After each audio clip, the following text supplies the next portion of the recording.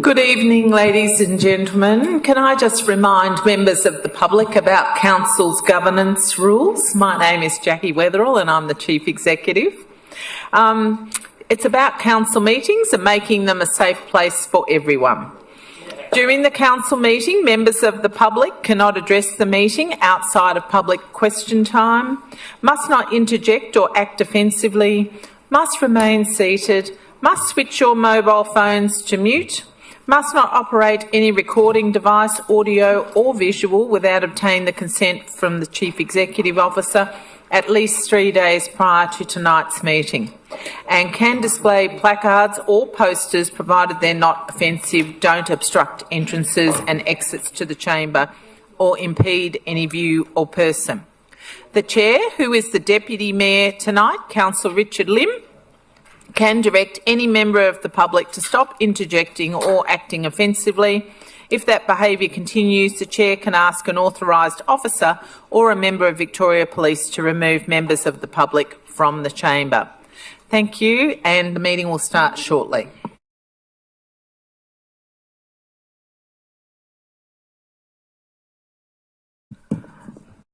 Yep. Thank you, everyone. Just would like to start the meeting now. Okay, we start from the first of all. Just like to ask our CEO to tell us about the attendance of our council officer. Thank you, Deputy Mayor. I just need to advise the council that Councillor Lana Formoso, Mayor, is an apology this evening, as is Councillor Jim Mametti. Thank you, our CEO. Secondly, I would like to acknowledge the traditional custodian of this land and pay my respect to the elders, past and present.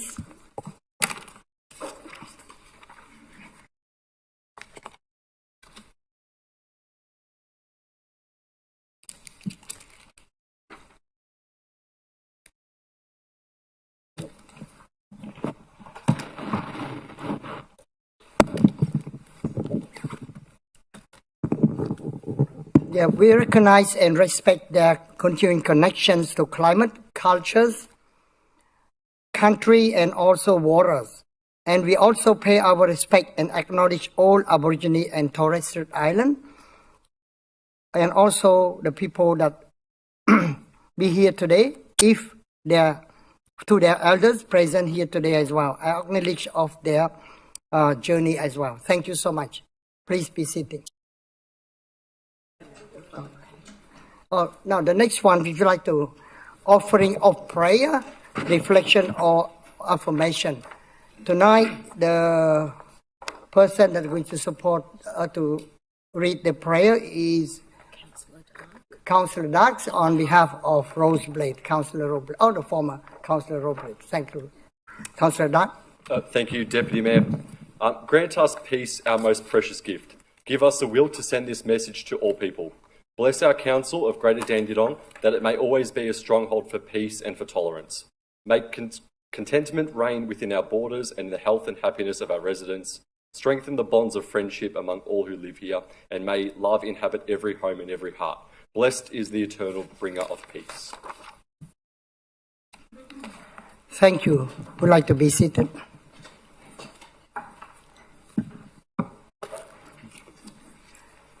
The next item is 1.5, confirmation of minute of previous minutes. Thank you, Councillor Garad, and whoever the second is Councillor Lloyd Trung. Thanks, Lloyd Trung.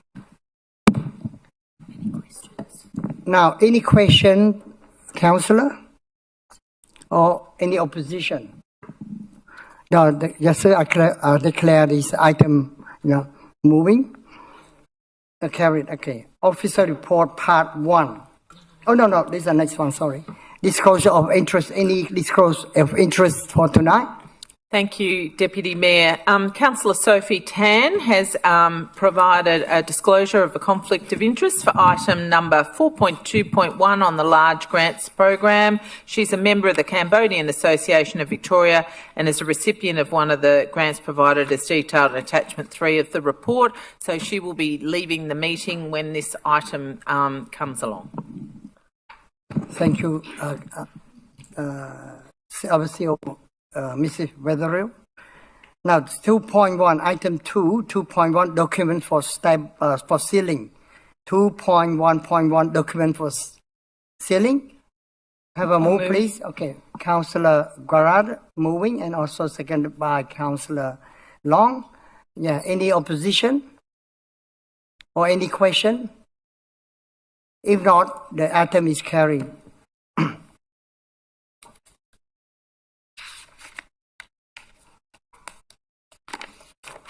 Yep. Item 2.2, petitions and joint letters. 2.21, petitions and joint letters. I can have a move, please. Oh, Councillor Garad as well. And second, anyone want? Yeah, Councillor Sophie Tan. Thanks for that. Any questions regarding this item? Any opposition? If not, the item is carried. Thank you. Now we go to public questions. We'd like to ask Mrs. Weatherall to read the question. Yep. Thank you, Deputy Mayor. Our first public question is from Philip Lamaro of Dandenong. If Philip would like to come up to the microphone, please. And Philip has multiple questions. He has 3 questions which he would like to ask. I'm always the first one.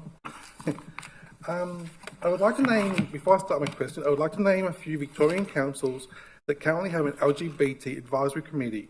City of Casey, City of Monash, Greater City of Geelong, City of Port Phillip, Greater Shepparton City Council, City of Darwin, Hertfordshire City, Hertfordshire, City of Yarra, Marybeck Council, Maribyrnong City Council, Manningham City Council, Banyule City Council, City of Ballarat, Hinsmar Shire Council, and the City of Glenara. That's at least 15 I could name, which currently already have an LGBT advisory committee.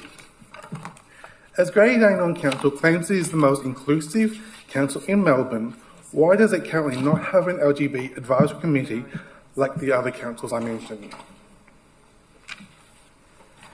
I'd like to ask Mrs. Marjan Majari answer that question, please. Thanks. Through you, Deputy Mayor, and thank you, Philip, for your question. This year, Council has undertaken consultations with neighbouring councils to better understand how their LGBTQIA+ advisory committees and reference groups functions and operate. Council also hosted a Pride Month morning tea on Saturday, 29th of June, which was partly designed to listen to the local LGBTIQA+ communities and understand their desires and ambitions for our municipality and upcoming council plan.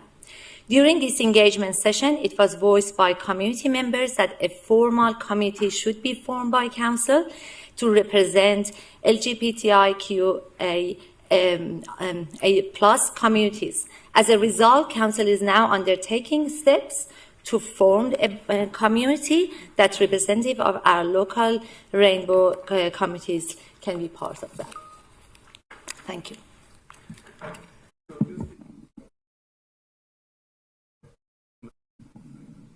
As a committee. Yes, we, as said, based on the recent conversation we had in this, it was confirmed by the people that attended, and now council is moving forward to create it, to establish that. That's the great news, by the way. So I have a bit of a lisp, so I sound like Elmer Fudd. So I'm not great with these things.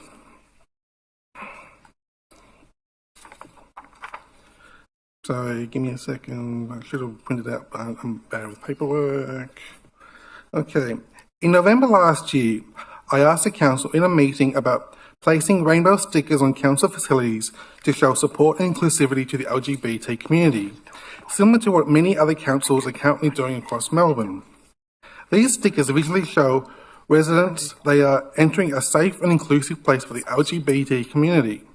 In response, the council advised until members of the LGBT would be safe at these facilities, they did not feel comfortable, was the exact words council used, did not feel comfortable in placing these $5 to $10 stickers on council facilities. Okay. They advised I would investigate placing these stickers in the near future on both the Dandenong and the Springvale libraries.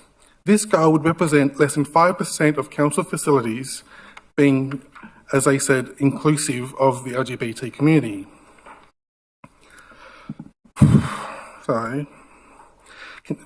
Can council please explain why it does not feel comfortable in placing rainbow stickers on its over 40 facilities in Greater Dandenong to show they are a safe and inclusive place for the LGBT community? Thank you for your question. Just like to ask Mrs. Majori. Yeah, please would like to answer the question of the gentleman. Through you, Deputy Mayor, and thank you, Philip, for your question. That's okay.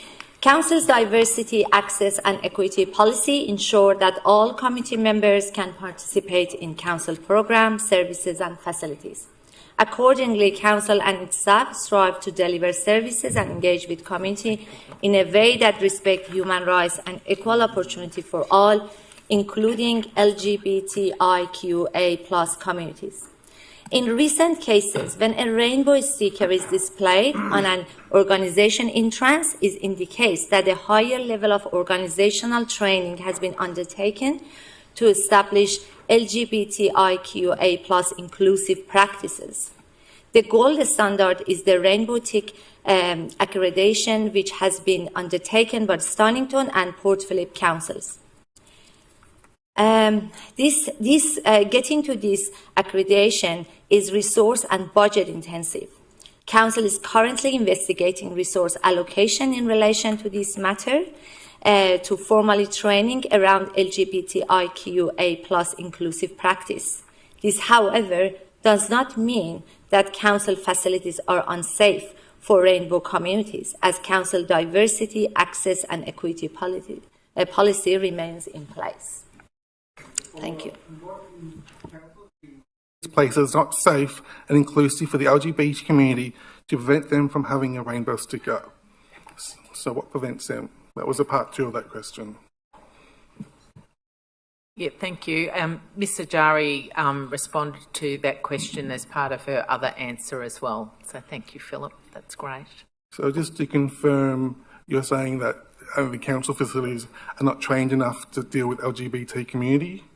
Is that what you're confirming? Is that clarification? Yep, we'd like to answer again, Mrs. Majari. Through you, Deputy Mayor. What I'm alluding that is that we need to go through a process. It's a process to make sure that all of it's like any of kind of the audits you should have. Training is part of that. Our facilities are safe for all of our communities, but to getting these stickers, we need to go through the process that we have to really explore how much time and resource we need to that. But it's different from being unsafe. Based on the policy we have, and equity policy, our facilities are safe for all of the community members. Thank you. Thank you, Mr. Malamari. Yep, please sit down. Our next question is from Ros Blades of Noble Park, and it concerns Council's anti-poverty strategy. The City of Greater Dandenong has an adopted anti-poverty strategy 2022 to 2025, which apparently sets the direction for guiding Council's effort to alleviate poverty. Poverty will only decrease if we can make it everybody's business. It will take a collective effort from those who believe challenging poverty is their business and those who think it is not their role in the system and or society. Your words, what is happening within your own strategy to alleviate poverty? Average incomes are 74% of the metropolitan Melbourne average and the second lowest in Melbourne. What is Council doing with its own anti-poverty strategy to assist people who are struggling? Can I ask our Executive Manager, Strategy and Growth, Ms. Hajari, to respond, please? Through you, Deputy Mayor, and thanks for this question. Poverty is a complex issue requiring responses from all levels of government, businesses and individuals. In its role as convener, Council works with a consortium of non-profit agencies, providing support for agencies assisting people navigating the existing support system and linking community groups with opportunities at their race through various networks. There are some examples I would like to raise today. Council linking community organization with oral supporting the creation of a biodiversity garden where disadvantaged groups are growing food and developing soft skills on pathway to employment. Council partnering with Southeast Community Links to support Bring Your Bills Days, the next being held at the Civic Center on 9th of August. We had a fair few in the last few months as well in Springville and the other centers. Council has supported direct food relief through additional food bank, farm to families events as Springville Hub, We Care, and Dandenong North Neighborhood House. A further 8 of these events are planned for the second half of this year. And the Cornerstone Contact Center has been provided additional funds for extra meals for rough sleeping during the winter months. Other council programs which also support the objective on the anti-poverty strategies are Dandenong Zero Project, which supports rough sleeping homeless people into long-term housing, Game Change Initiative, which seeks to create systematic change to employment systems for disadvantages, Council Community Connector role, which provides tailored material aid, support and service connection for Council most vulnerable residents. Council anti-poverty advocacy includes meeting with individuals and businesses to source additional donations for community groups and NGOs. It has also commenced a strategic advocacy campaign to attract additional funds for place-based anti-poverty activities. Thank you, Deputy Mayor. Thank you, Ms. Jari. Our next question is from Gay Guest of Keysborough, and it concerns open space. If Council continues to reject the importance of retaining open space both at 51A Douglas Street and 176 Chapel Road, Council will be under more pressure to take negotiating with the developers about the permits seriously. This is evident in the dense 3-storey build outside the Noble Park Activity Centre boundary at the corner of Buckley Street and Noble Street. It's imperative that both these above sites are saved as developers circle both suburbs, making plans for dense buildings with disregard to existing residential amenity and overcrowding. Council has the opportunity now to set down firm terms promoting sustainable land use planning and management and providing some lungs for the City of Greater Dandenong, as both sites are on floodplains. One is near the banks of the Mile Creek and one is close to Shelton's Drain east and west, and the Green Wedge to mitigate disaster risk management in the near future. When will Council start supporting its residents' needs? And can I ask our Director City Futures, Mr Manavasakas, to respond, please? Through you, Deputy Mayor. The assessment of sites for open space acquisition is considered against the public open space acquisition and improvement policy and the open space strategy. Assessment includes all existing areas of open space within proximity of the subject sites and whether there is a need for additional open space in these locations. This informs what sites Council purchase for future open spaces. As previously advised at the 24th June meeting, the land at 51A Douglas Street is privately owned, it's not for sale, and has an active planning permit for its site's development issued at the direction of the Minister of Planning. Thank you. Our next question is from Isabel Nash of Keysborough, and it concerns 51A Douglas Street. It was previously stated that 51A Douglas Street cannot be purchased as it's not for sale. We know it's not actively for sale, but have Council approached the developer to ask to purchase the block and discuss what price the developer would be willing to sell the land for? Can I ask Mr Manavasakas to respond, please? And she also has another question, which is related, which is what is holding the Council back from using its compulsory acquisition powers to purchase 51A Douglas Street in Noble Park? And the third part of her question is, what further steps are currently being undertaken to save the land and establish trees at 51A Douglas Street for the community of Noble Park? Thank you. Through you, Mayor. So I answer all three questions in one answer. So as previously advised, the site is not for sale and it is privately owned. The site has an active planning permit for the development of affordable housing. Furthermore, Council is communicating with the developer as per the Council resolution at the 27th May meeting to see if the tree can be retained. And Deputy Mayor, that concludes our question time for this evening. Thank you. The next item is number 4, Officer Report, Part 2, 4.1, Policy and Strategy, 4.1.1, Planning Scheme Amendment C239, 250 Fernside Drive, Banghome. Yep, okay. I'll move her in a second. Yep. First. Deputy Mayor, I wish to put up an alternate motion. Thank you. You want to move? Or?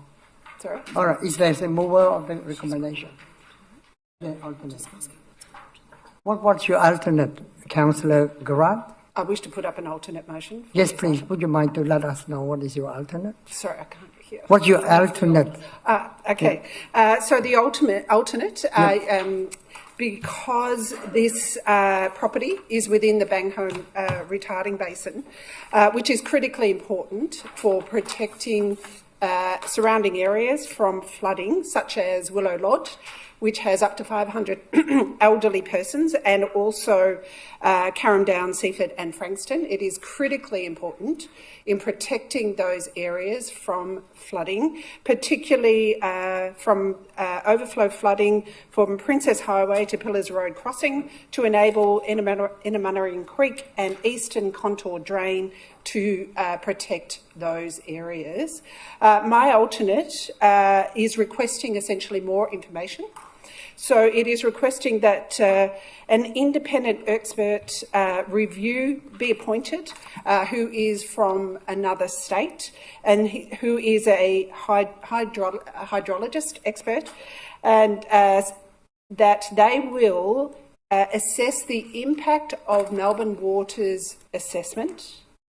They will also assess the potential impact of the rezoning on neighbouring properties and provide recommendations for any flood mitigation measures that may be required, and that expert opinion will be provided to a public liability lawyer to make recommendations to the council. The rest of the alternate looks at monitoring and consulting with community. Do you have any seconder for that one? Is there a seconder? Yep. I'll second that. Thank you, Councillor Long. Now, are there any questions? Yep. Councillor O'Reilly first. Yep. Thank you, Chair. I've just got a few questions on this one, given that we received it relatively late. Question to the mover of the alternate motion. The motion, I understand the general gist of what's proposed in the motion. It's basically a whole lot of independent reports on water impacts and ongoing monitoring. Is this alternate motion, if this alternate motion was passed, what would be the time frame, what would be the intended time frame of this motion for a decision to be made on the planning scheme amendment? Deputy Mayor, are you happy for me to respond to that question? Yes, please. Yeah. This rezoning was proposed back in 2017, I believe, and rejected by Council, and then was overturned by VCAT. So Council at that time did not want to take the risk of rezoning this property. VCAT unfortunately overturned that finding. So how long it takes is how long it takes, because I think the risk to the properties, the risk to their houses and potentially to lives. We're talking up to 500 older residents in Willow Lodge. So the risk to property and lives, and also exposure, legal exposure from potentially the council, is so grave that I think this takes as long as it takes. Yeah. Councillor O'Reilly, yeah, you can have your turn to answer. Thank you, Deputy Mayor. A question to the responsible officer. So the impact of this motion being passed on the what in the officer's professional opinion is the most likely outcomes for this? Given that my understanding is that the minister has approved the permit already, could the minister then overrule council if council says it won't approve the land for rezoning? Could we potentially be called for being out of time on this decision, etc.? And any other relevant information? Thank you, Deputy Mayor. Thank you, Councillor O'Reilly. Just would like to ask Mr. Maniwasa Gasavam answer that question, please. Thank you, Deputy Mayor. So the reports in front of you is to seek the authorization from the Minister of Planning to start that process. So we are not asking to change the rezoning. This is to start that process. Part of the process, yes, we will look at all the flooding and also any other issues part of that. And the things you will have a look at it through is the Melbourne Water is the experts in this area, and also we have our drainage engineers that can have a look at this as well, part of that process. And any independent reviews, it comes to the council at another cost. And remember, through the planning process, these independent experts are not considered as referrals. The minister would look at what's the Melbourne Water advice is. So yeah, so definitely we can sort of look into this one, but it comes at an extra cost for us, and we need to go through the process for that. So the recommendation is to start that process.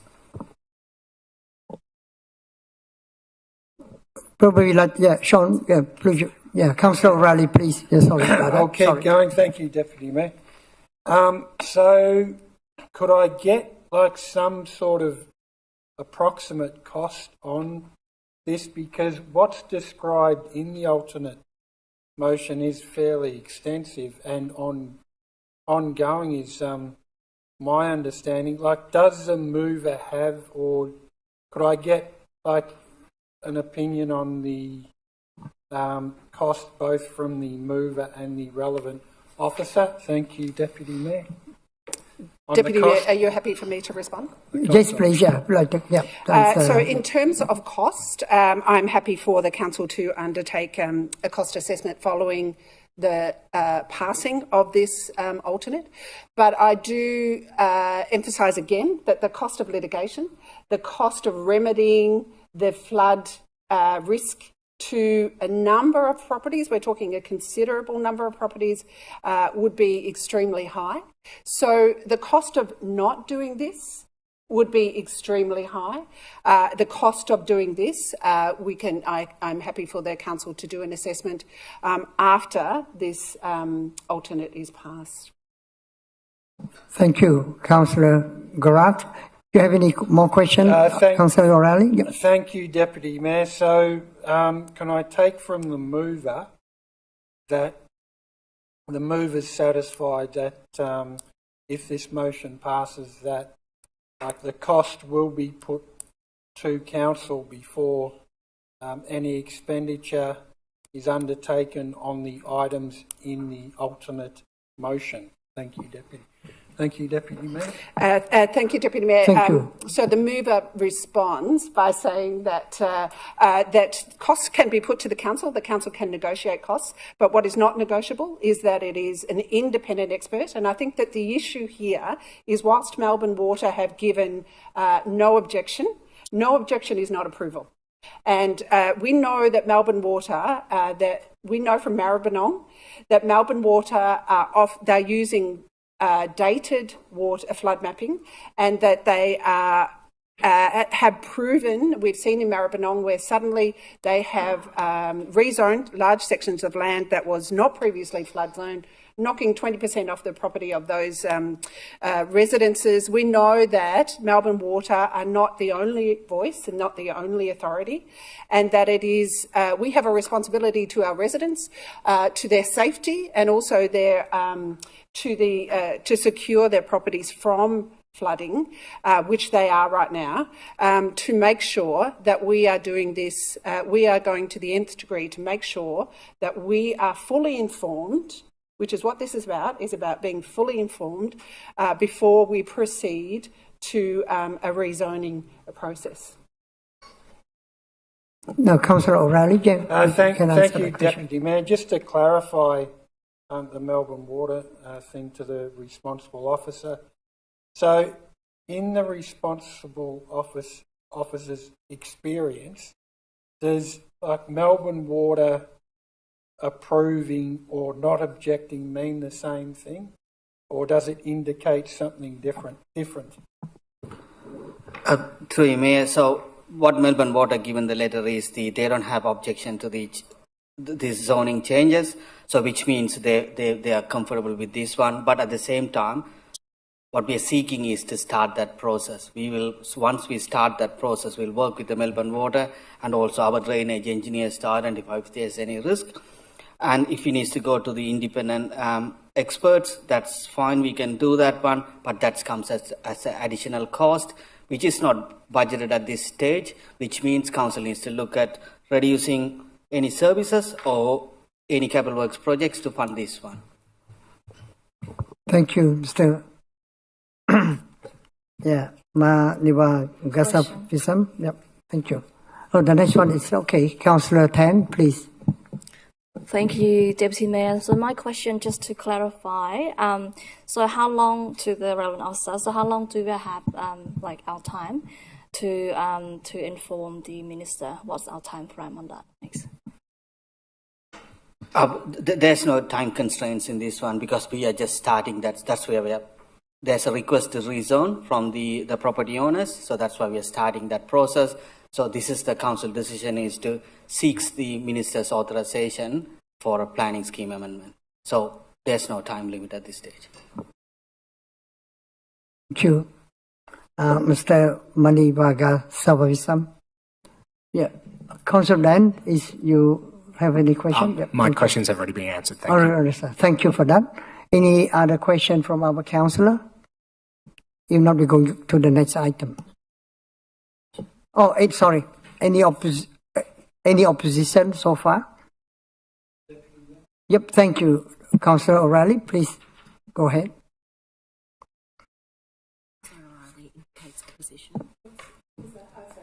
But I just asked you any opposition. Yeah. Councillor O'Reilly is indicating opposition. Yep. Yeah, the Councillor O'Reilly indicating that he's opposed to the idea. Actually, yep. The mower, yeah, we would like to the mover to speak for 5 minutes. Then, thank you. I can't understand. So No, you get 5 minutes to So speak. the mover would now like to speak. Yeah, we want the mover to speak. 5 minutes. Thank you. So, as I explained, this land, which this proposal is in a very, very sensitive flooding zone, and there has been mitigation put in, which protects the surrounding areas. So when the overflow from Princess Highway moves across that area of land, there is a mechanism where there is a spill zone created, and that water is then safely nested in a retarding basin that protects places such as Willow Lodge. Willow Lodge, as I remind you, is 500 residents live close together, elderly residents, and it protects them. And it protects surrounding properties further around, which would be completely inundated if this mitigation wasn't there. This proposal, this area of land, threatens to compromise the flow of that water and to interfere with the mitigation that has been put into that area, and therefore all of the surrounding houses will be at risk of flooding, serious flooding.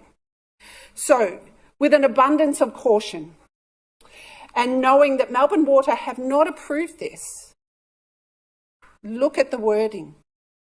They have said they don't object. That is very different to approving.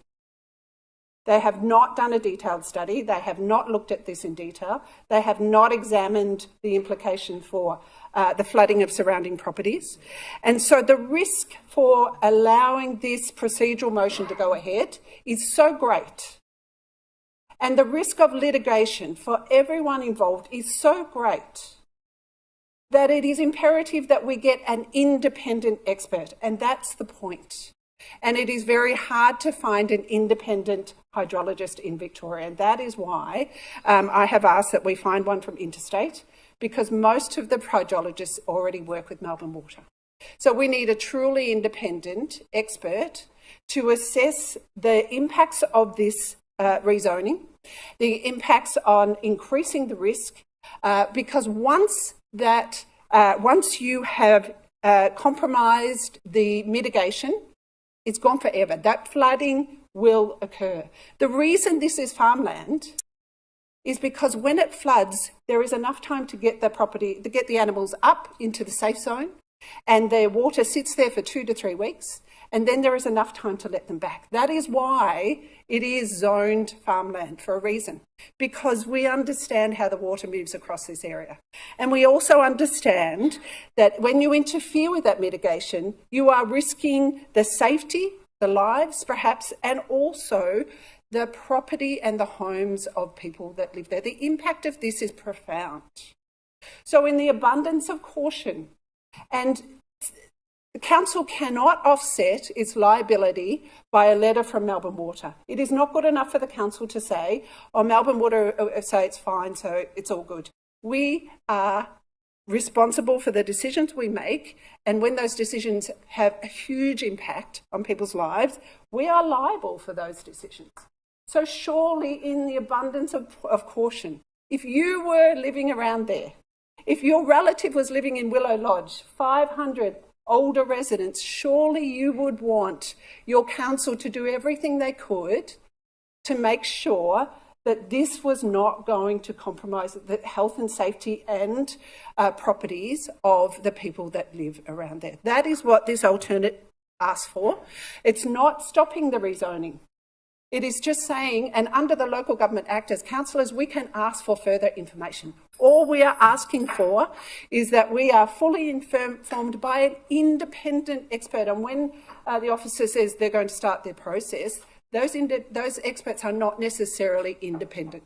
That's the difference. We need somebody that has no vested interest, somebody that does not work with Melbourne Water, and somebody that will truly give us a full picture of the scale and magnitude of risk that we are taking in commencing this process. Thank you, Councillor Garrard. Now, the second mover, Councillor Long, please. Yep. Thank you very much. As Councillor Garrard said, we have to protect our residents from flooding. As she said also that Willow Lodge, I believe there's more than 500. I think there's 700 people. I think there's 450 properties down there, and very low lying land, and it wouldn't take much for that to flood. And we've had flooding at the back of that property before. When the pump didn't work, we had to evacuate the back part of that Willow Lodge. So we have to do something about this property, that we cannot have Melbourne Water or anyone else say that we have to build on this property. It has to stay as a retardant basin. Thank you. Thank you, Councillor Long. Now, the first opposition speak for 4 minutes, please, Councillor O'Reilly.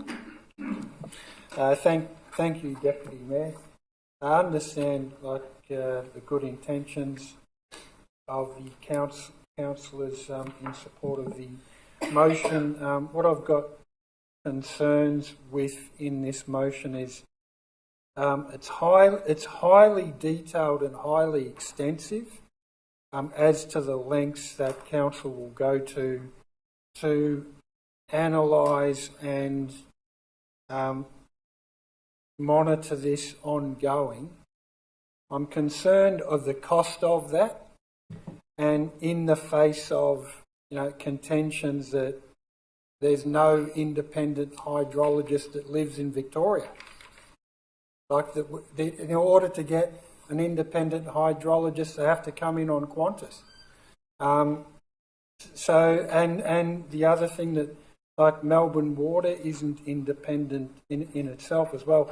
So some of those contentions put forward as an argument for this alternate motion I don't agree with. And I'm concerned that this list of quite extensive items regarding monitoring, the expert hydrologist's opinion is to be provided to a public liability lawyer. Like this, we're talking about potentially tens and tens of thousands of dollars when there is not evidence that there will be undue effects regarding water. We're sort of searching for it. So, when we think about cost versus benefit, like if every planning application in this area of the municipality was subjected to this sort of treatment, we're just racking up a lot of money that again cannot be spent in other parts of the council. So on balance, certainly not strongly for or not strongly against the motion, but on balance with all those factors, for all those reasons, I'd ask that council not support the alternate motion, that council still does diligence as far as the water effects of the rezoning. As the responsible officer said, that is still gone through and that is still made public, but this alternate motion I see as overkill and costing the council's community, the community's money too much. Thank you, Deputy Mayor. Thank you, Councillor Riley. Any other speakers alternatively in favour and also against for this motion? Yep, thank you. Thank you, Deputy Mayor. Not necessarily speaking for or against the alternate motion. I've got to say I do agree with Councillor Garrard's concerns as to what will happen downstream when the heavy rains come in. On the other hand, and I do support that we should be cautious and we should be monitoring the situation in some way, shape or form. I am, on the other hand, though, concerned about the cost, because I know as per our governance rules, the notice of motion cannot exceed $5,000. So I'm a little bit in two minds. I do support the cause in general, I do, but I'm also cautious and I'm also aware of the situation there. We can't just commit through notice of motion funds greater than $5,000 as per governance rules. Is that my understanding? Through you, or that the report needs through to come you, from the Deputy council? Mayor, that's for a notice of motion. This isn't a notice of motion. This is an alternate motion. Okay. Well, I would like to have some sort of, before we commit to either for or against, maybe just have a report from the officers to at least indicate what sort of cost are we facing. I'm just a little bit concerned about that we might be, we might be spending a bit more money than not what it's worth, but then what we can actually do in effect to change anything, because we've got the minister on one hand and we've got the Melbourne Water whose sort of answer is a bit wishy-washy in my opinion as well. It's not saying, yeah, we approve, but we're saying we don't have anything to object. You can deliberate both ways. I do understand your concerns, so I'm just urging councillors more so than anything to sort of exercise caution going either for or against this alternate motion, in my opinion. Thank you, Deputy Mayor. Thank you. Any other speakers? Okay, if you don't have any other speaker. Yep.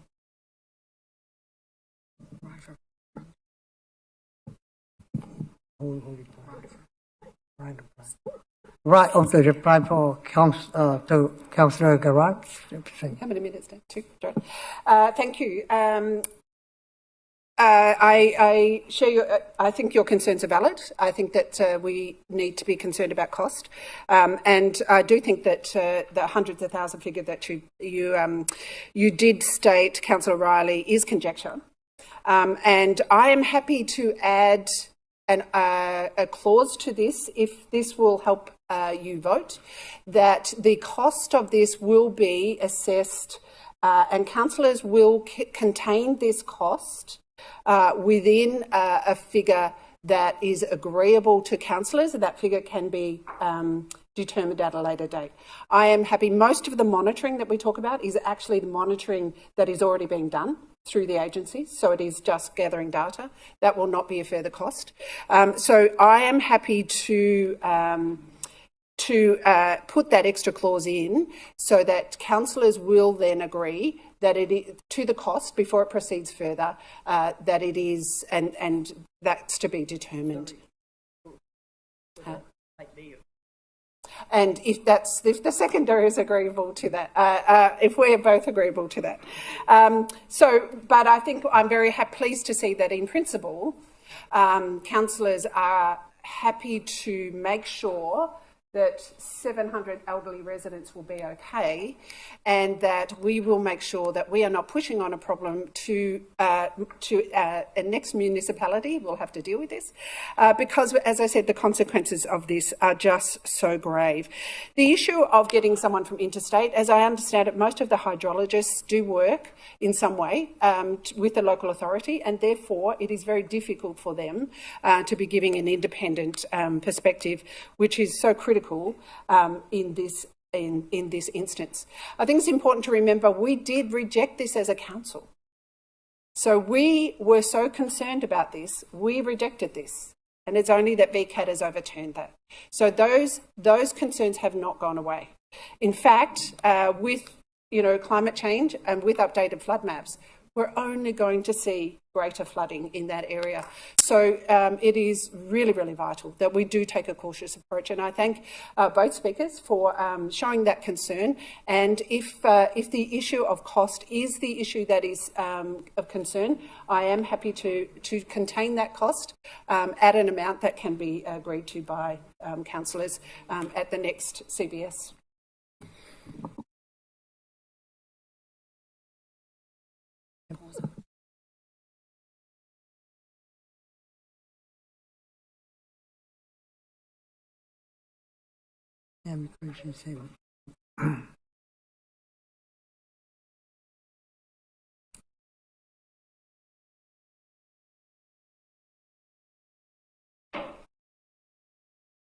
We are still not. Just 1 moment.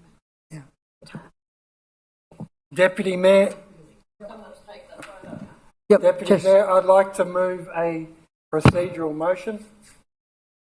Yes, just 1 minute, Councillor O'Reilly. We just want to wait for our What is CEO. your procedural motion?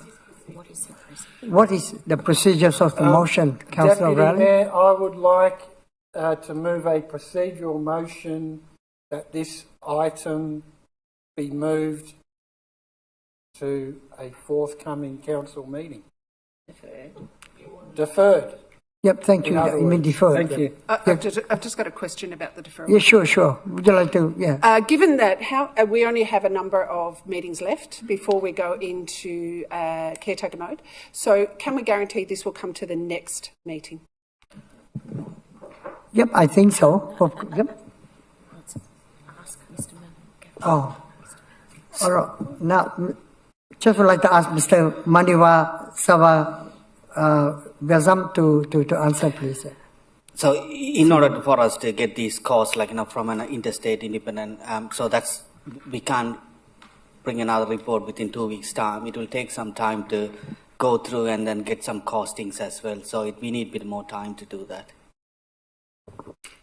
Then there is no likelihood that this will be done in this term, and so I think the procedural motion must become invalid because this term, these councillors will not be able to make a determination within the term of this council. Through you, Deputy Mayor, I think we can get it before we go into caretaker mode. Does Mr. Manavasagasavan believe that that's possible? Yeah, it is possible. We can bring that in a month's time, but I can't do that in 2 weeks' time. That's what I'm saying. So I can bring that in the in a month's time for this council meeting. So you can make a decision in this term. I think. Can you relay that? No, we can delay for another fortnight. I think it's not going to be long. Through you, Deputy Mayor, what the officers are saying is that we can defer the item for a month, so we can't have it back in 2 weeks, but we can definitely have it within 2 meeting cycles. So can we guarantee it will come back in the life of this council term? Yeah, so we guarantee that. Yes, happy to guarantee that.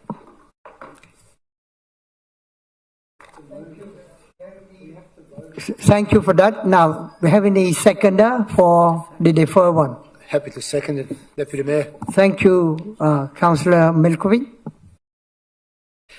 Can we ensure that the deferral motion has that this will come back in 1 month? Yeah, 100% sure because the... Yeah. Oh, the mover. The mover, yeah. Councillor Riley, are you 100% sure for which you agree with?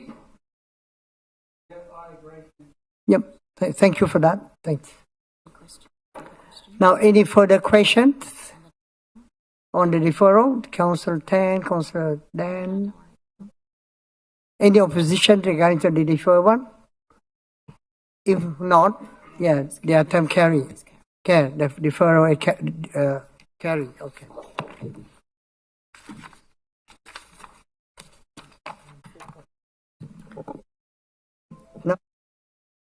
The next item, 4.1.2, Planning Scheme Amendment, C244GDAN, consideration for adoption.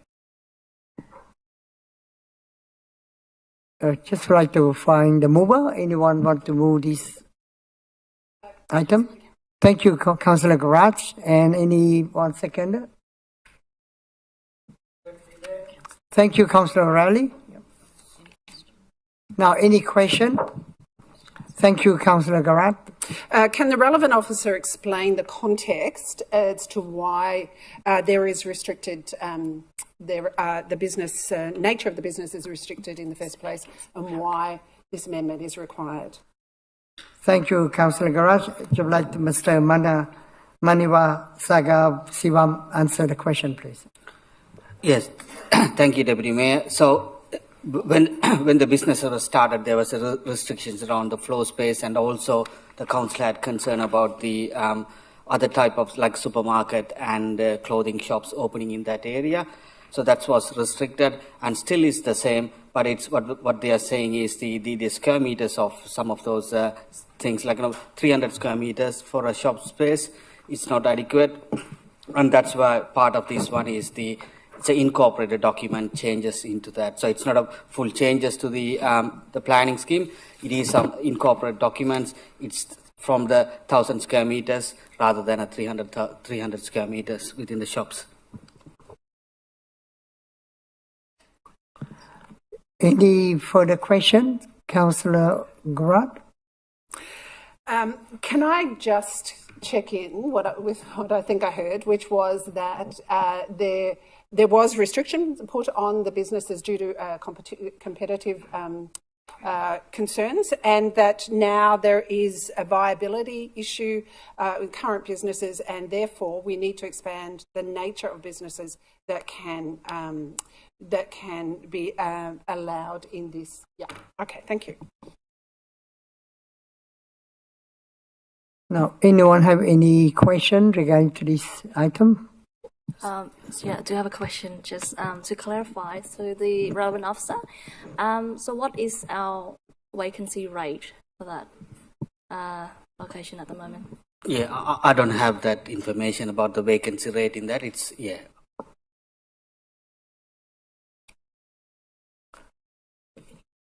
Any further question? Or any opposition? Yes, I indicate opposition, Deputy Mayor. Yeah. Yeah, Councillor Dark, please. Yeah. Speaks for 5 minutes. Yep. Okay. Yeah, Councillor the mover, the Councillor Garat speaks for 5 minutes. Thank you, Councillor Garat. Yes, so my understanding is that the restrictions that were placed on these businesses in the beginning were founded on concerns around the competitive, its competition with surrounding businesses, and that those those concerns now no longer exist. and the restrictions on the types of businesses that can now be allowed in the Springvale Homemaker Centre are such that they are causing viability concerns for the businesses which are currently there, and therefore we need an expansion of the nature of the types of businesses that can that can open up in this centre to ensure the viability of the centre going forward. That is my understanding, and I'm sure Councillor Dark will acquit me of any misunderstandings there. Thank you very much. Yeah, Councillor Riley would like to. Yeah. Thank you, Deputy Mayor. Yeah, I think this centre is like our residents. You know, in these sorts of tough times, we should be giving business a bit of leeway and not just saying we're not going to budge, because as hopefully we come out of this slowdown in the economy, we want local jobs, and this centre provides local jobs.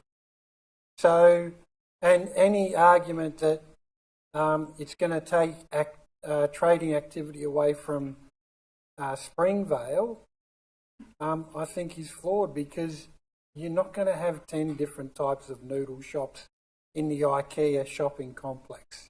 So it will still be complementary, and it will. And you know, a Springvale Activity Centre is quite congested already. I just don't see us allowing this, the IKEA and Harvey Norman shopping complex on the corner of Westall Road and the highway to really impinge on anything. I mean, its main competitor is probably M City across the road, which is the city of Monash. But you know, how far does this council go with telling businesses how and where they should operate? I mean, if councillors believe in private enterprise, then we shouldn't be restricting them when they're asking for a little bit of leeway. So for all those sorts of reasons, Deputy Mayor, on balance, I believe that councillors should be supporting this motion. Thank you. Thanks, Councillor O'Reilly. Councillor Dark, go for position, please. Thank you, Deputy Mayor. Deputy Mayor, I rise to oppose this item, and I rise to oppose this item on a couple of metrics that I have issues and concerns with. I understand where Councillor O'Reilly is coming from, but I don't know when last time Councillor O'Reilly actually went to the shopping centre, but I was there on the weekend, and that IKEA is pumping, and that shopping centre was extremely busy, and there's no question about that at all. To say that certainly that this item puts you against jobs, puts you in a position of damaging business, I don't think is true and correct at all. If there is any vacancy nearby, M City across the road is the one that's got the vacancy. No question about that. And you can see it on the top floor. A lot of shops are vacant and they haven't managed to fill them. What this is, in my opinion, is the itemisation and the breakdown of what was originally put in place.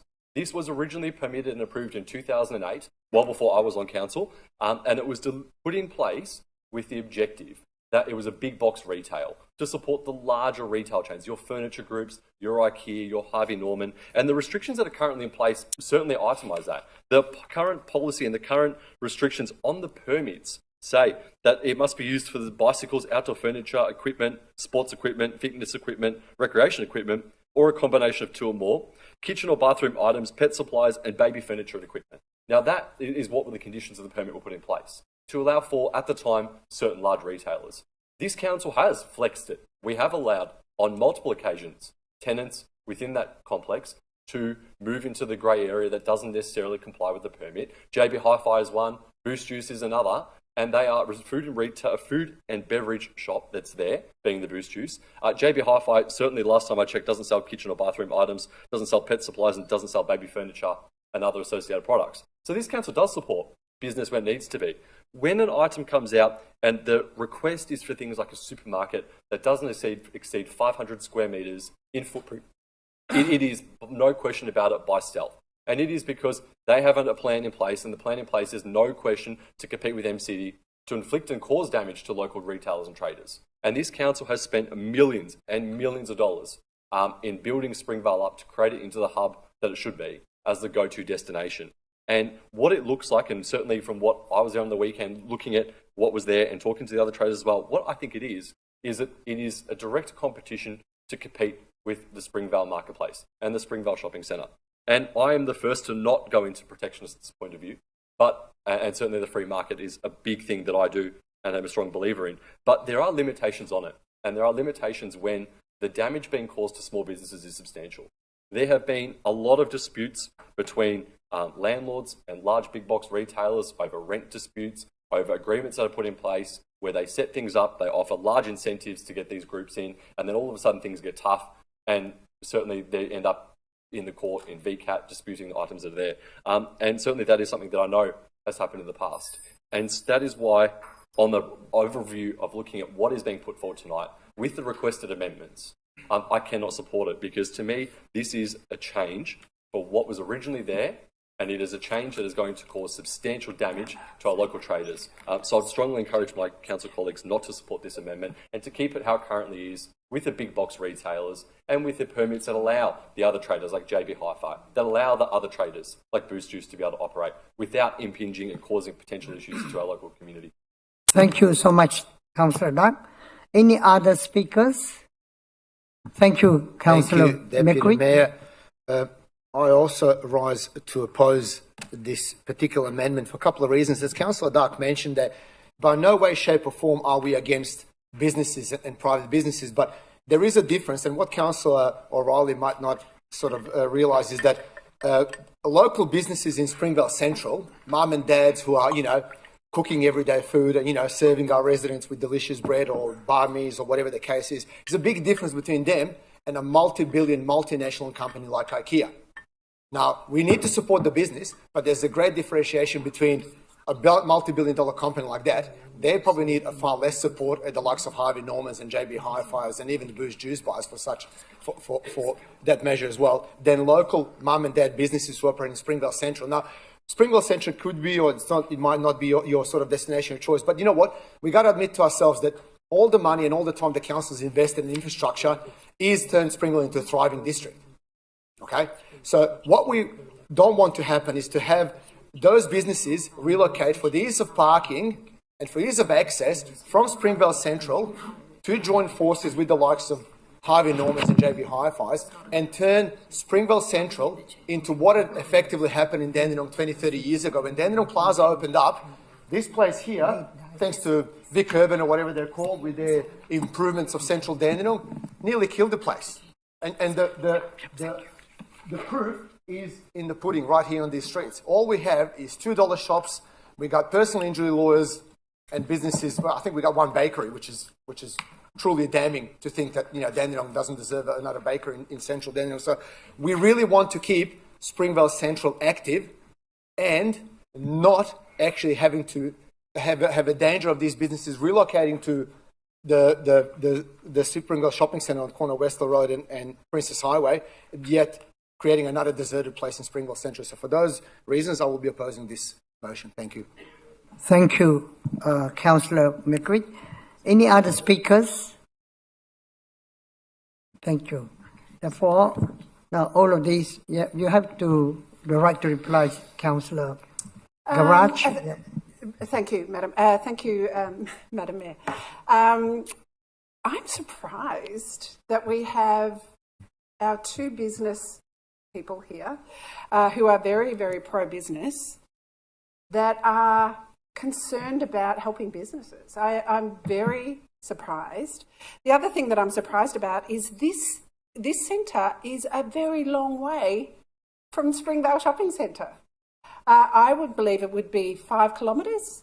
I'm not good at, but it's certainly not walkable distance. And so to say that this centre is directly oppositional to central Springvale is absurd.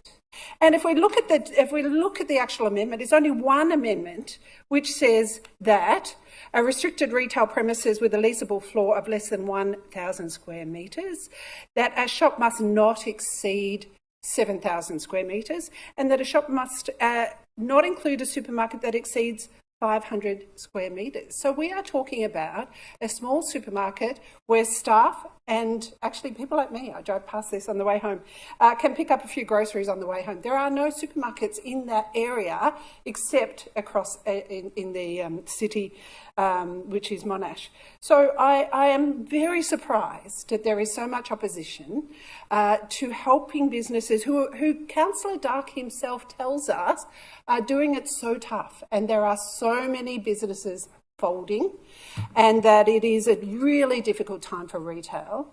So I'm greatly surprised that he would not do everything he could to assist this business to prosper. So I think his objections are not realistic. I think there is actually no direct competition with the Springvale, the centre of Springvale, which is a physically very long way away, and there is no threat to any immediate businesses around there. All that is likely to happen is that we may keep some people in business. We may keep some people viable. That's the only risk here, and I'm so surprised that we have our business, our greatest proponents of supporting business, objecting to this very little change. So I strongly, recommend to councillors that we do support these businesses. This is not the end of the world for the Springvale Shopping Centre. It's absurd to say it is. It's very different in nature, and let us support these businesses before they go out of business. Thank you. Thank you, Councillor Grant. Now we are going to put the item to a vote. All those in favour, please hands up. Yeah, Dr. Raleigh, Councillor Raleigh, Councillor Truong, Councillor Garage, and also Councillor Long. Also Councillor Dan, and also Councillor Tan. Yeah, okay. Now all those against. Yep. Now, Councillor Dark, Councillor Milkovic, and Councillor Lim. Thank you for that. Yeah, the vote is 6 against 3. Yeah? 6 against 3. Yeah, the time is passed. Thank you for that.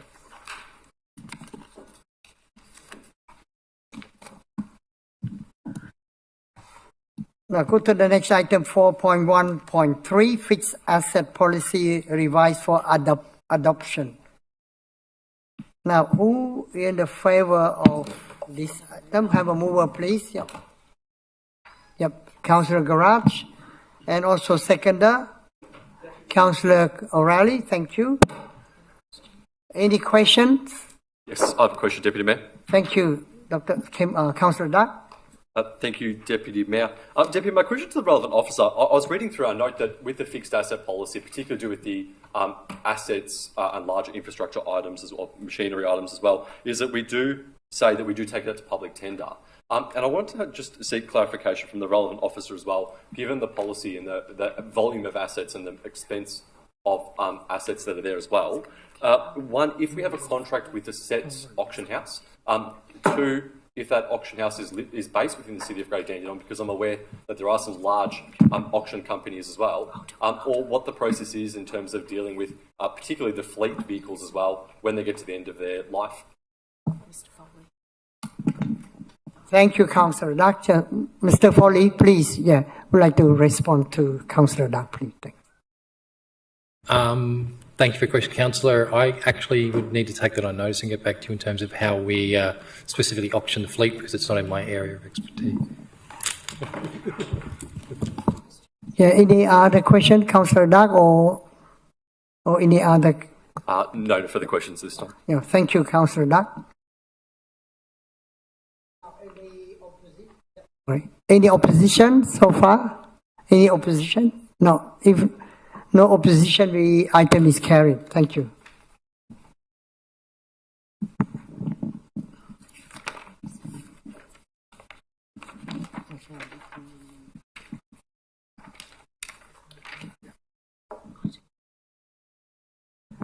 The next item is 4.1.4, review of the election period policy and endorsement for public consultation. I would like to have a mover, please. Thank you, Councillor Garage. And the seconder, please. Councillor O'Reilly. Thank you for that.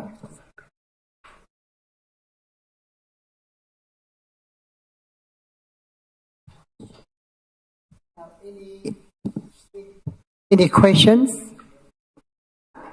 Thank you, Councillor Garage. Could I ask the relevant officer just to give a précis of any substantial change in this policy? Yeah, Mr. Foley would like to answer the question, please. Thank you for your question, Councillor. The more substantial changes are summarised as some guidance notes to the papers in the document. So rather than go through and read those collectively, what the change in the policies do is seeking to provide greater clarity around practices and etc. that existing councillors and candidates can undertake during the caretaker period.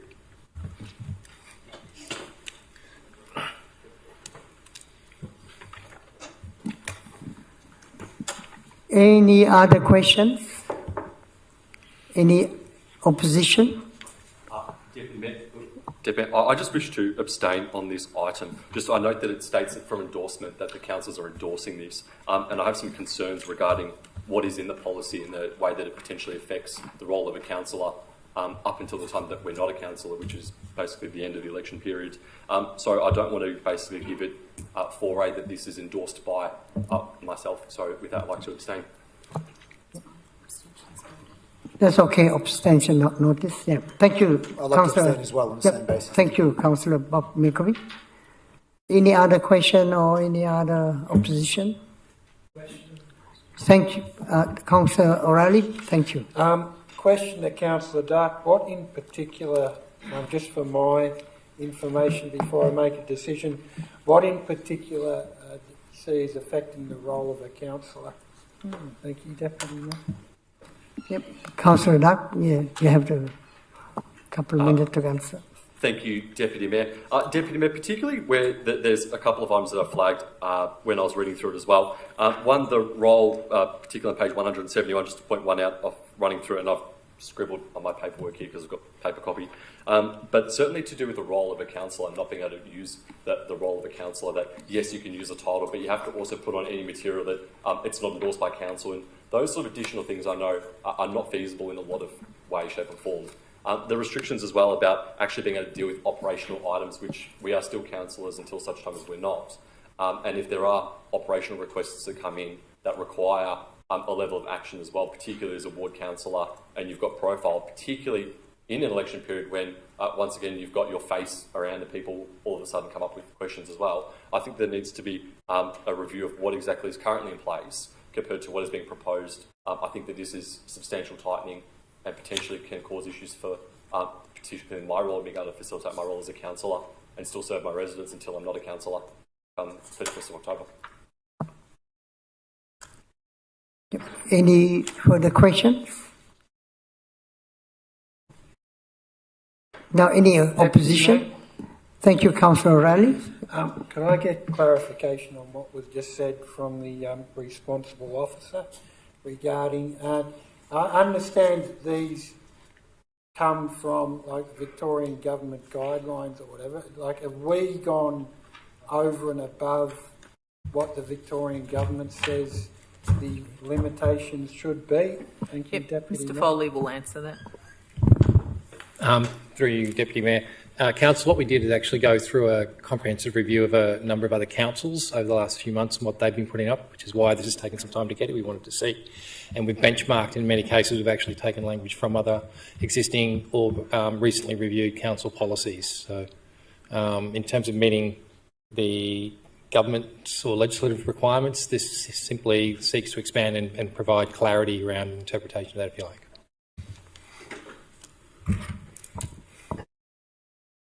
Any other questions? Now, any other opposition? If not, yeah, item. Yeah, the item is carried now. Thank you for that. The next item is 4.2, others, 4.2.1 large grant program 2024. And Deputy Mayor, Councillor Sophie Tan needs to leave the chamber for a moment because she has declared a conflict of interest. Thank you. Yes, just in accordance to the with Section 130 and 131 of the Local Government Act 2020, I declare that I have a conflict of interest in the following matter, which is item 4.2.1 Large Grant Program 2024.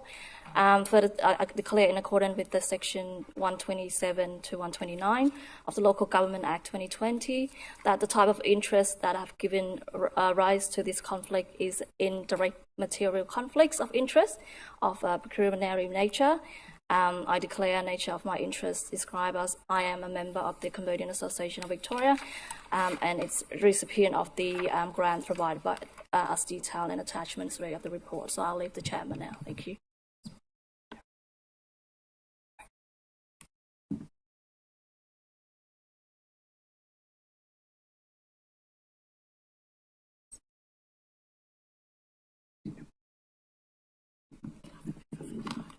Can I have a mover, please? Yeah, thank you, Councillor Grant. And seconder? Thank you, Councillor O'Reilly. Now, any questions or any opposition? If not, item, carried. Okay, thank you. Yep. Would you mind to let Councillor Tan come back into the chamber? Thank you.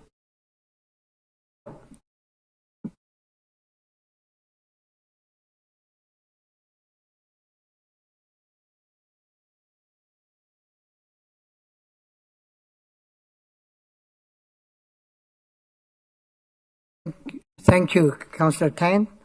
Now, item 4.2.2, Vanity Land and Dandenong New Art Project Update. Can I have a mover, please?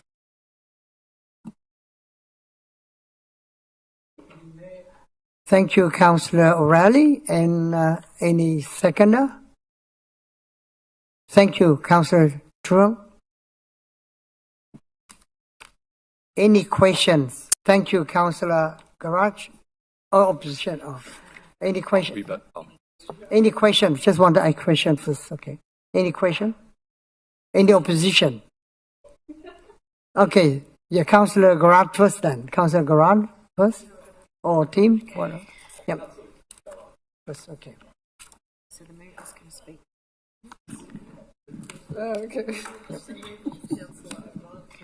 Yeah, Councillor O'Reilly, you're the mover. Please speak for 5 minutes. Thank you, Deputy Mayor. Well, all the detail is in the agenda papers. This council has had a lot of discussion, and I'm sure we'll continue to have discussions on our capital works program. Quite a number of the capital works items were set in a quite different context, financial context, and also the context of current cost of construction. They were set in quite a different context than the context that we find ourselves in currently. So for those reasons, Council has had to reassess its capital works program and painstakingly go over the pros and cons.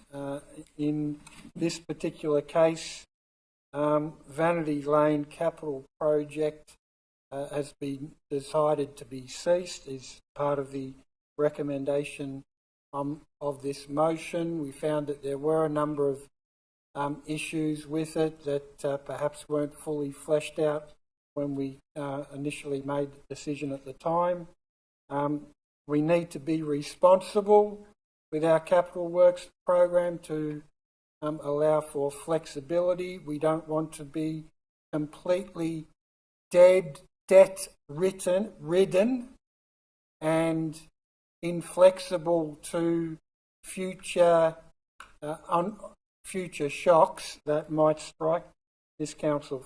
So for that reason, the money that was allocated to the Vanity Lane Capital Project has been allocated, upon the successful passing of this motion, will be allocated to the Dandenong New Art project. And I think, Deputy Mayor, it's extremely important that this council is honest with the community about what we can actually deliver with the financial and other constraints that we are under. Thank you. Thank you, Councillor O'Reilly. Secondly, Councillor Truong. There is a seconder who would like to give a speech for 4 minutes. Thank you, Deputy Mayor. I think that, everything gets explained on the agenda already. I agree with that. And also, because we need to have a new Dandenong art that for people. That's what I support. Thank you, Councillor Garat. Yeah. As opposition, would you like to have a few words? Thanks. Thank you, Deputy Mayor. I stand to oppose this because to cannibalise one project, which is so instrumental in the revitalisation of Dandenong, for one other project is a regressive move. Unfortunately, our city is a tale of two cities. That if you go to Thomas Street, particularly in the evenings or on the weekend, it's, good luck if you can find a park. There, it is so busy and so successful that it is a really great success story. Conversely, you go to Lonsdale Street, particularly in the evenings on the weekend, and it is a ghost town. So we have this uneven distribution of movement around the city of Greater Dandenong. The whole point of the Vanity Lane project was to activate the area going east to west, where we can increase the number of businesses to attract people there, but we can also encourage people to move down from Thomas Street into Lonsdale, across to the plaza, but also back up to the art gallery. So instead of one part of our city doing exceedingly well and the rest dying around it, we will in fact have a viable precinct from the plaza right up to the art gallery. And so to cut that absolutely crucial conduit from into Lonsdale Street and create a flow of traffic is not only short-sighted, but it will not help the new project, the Capital Alliance project, help expand the foot traffic around Dandenong. We know the Capital Alliance project is going to have thousands of people living there and thousands of people moving around the entertainment precinct there.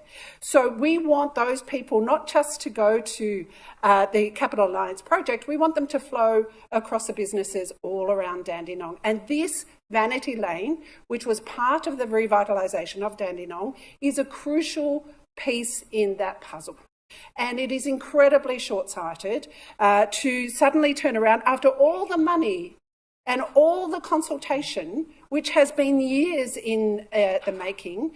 It is now disingenuous for the council to suddenly turn around and say, oh no, we have mismanaged another project, blown out the cost, and the cost of our mismanagement is that you don't get this crucial activation lane between Thomas Street and Lonsdale Street. It is very short-sighted. It is not in the best interests of the business district of Dandenong. It is going to make Lonsdale Street businesses struggle even further.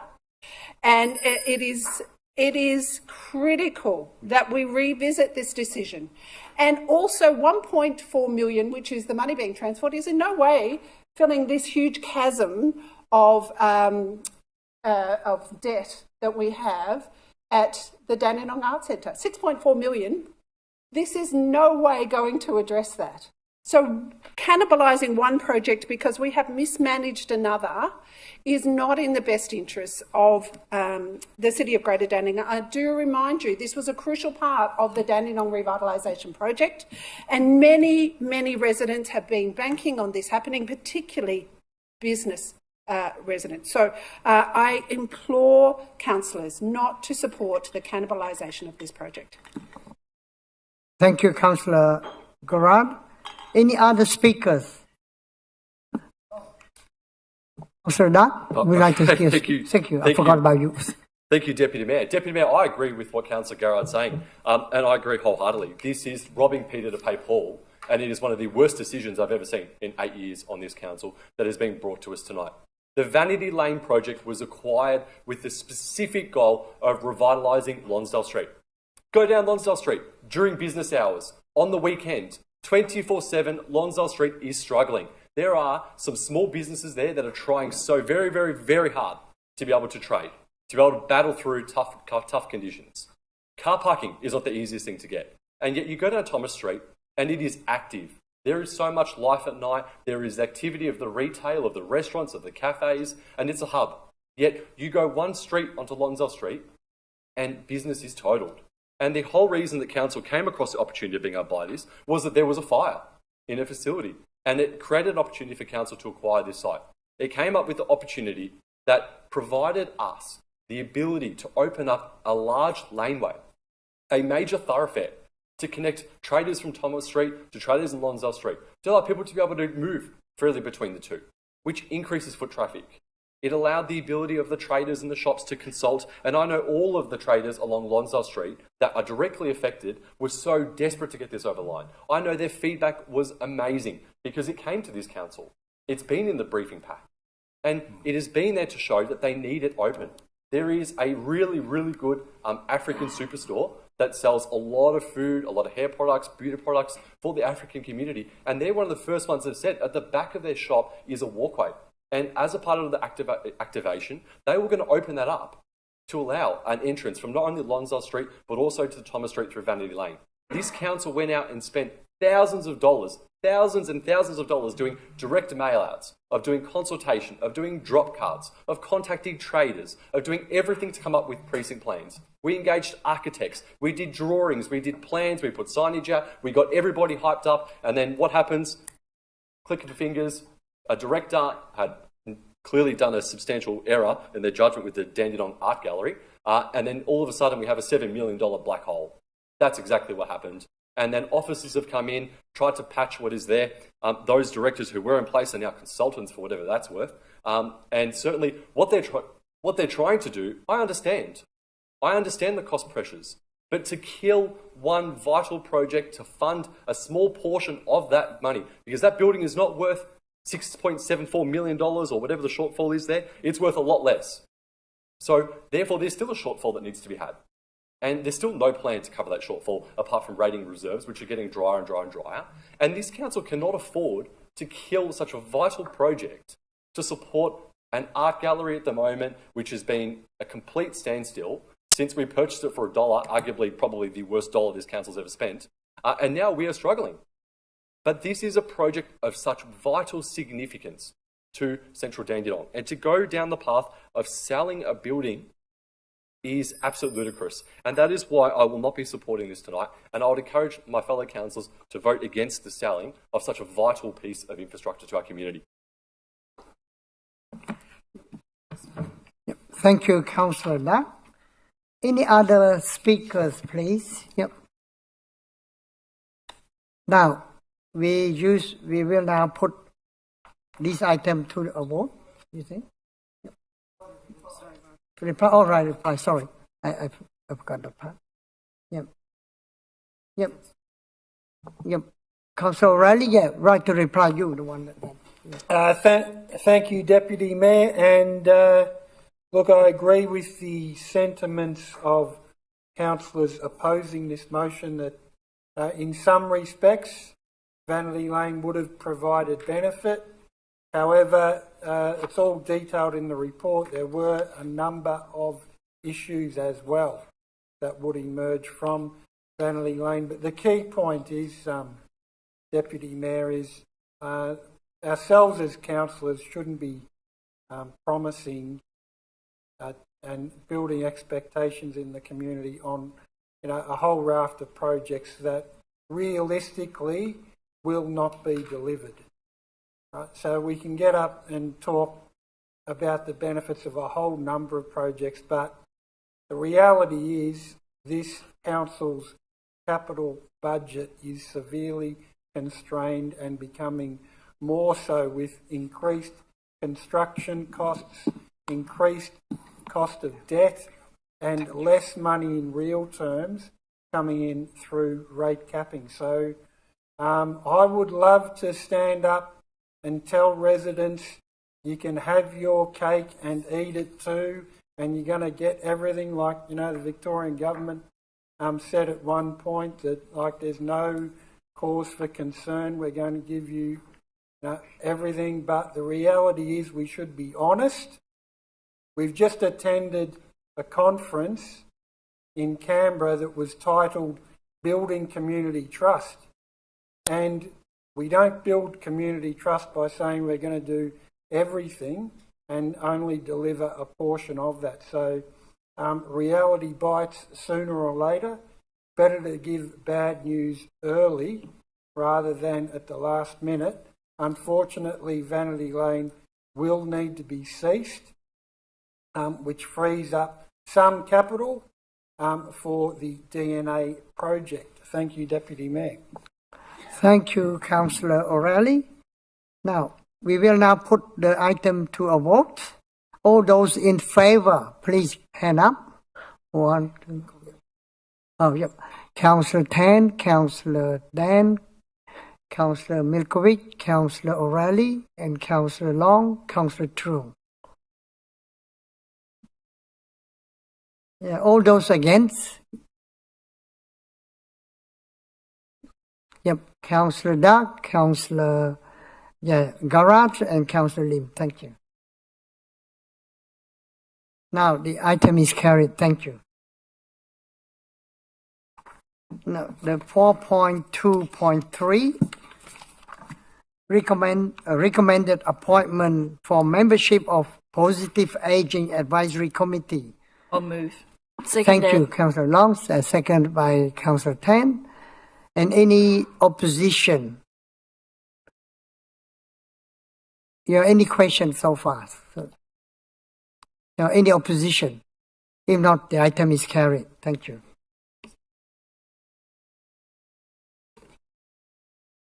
Now, 4.2.4, list of registered correspondence to Mayor and Councillor. Yep. Any mover? Councillor Truong, and any seconder? Councillor Dan. And you have any question? Any councillor have any question? I've got a question, Deputy Mayor. Thank you, Councillor Deputy Mayor. Milkovich. Just in regards to a request for an update to urgent concerns regarding traffic safety around Dandenong Primary School from a school principal, I believe, regarding some accidents that happened quite a few years ago. Can we get a response from the officers? What has been done in that regard, and if any, did we contact Vic Roads or anyone else to try and alleviate those concerns or implement some traffic measures of some sort? Thank you.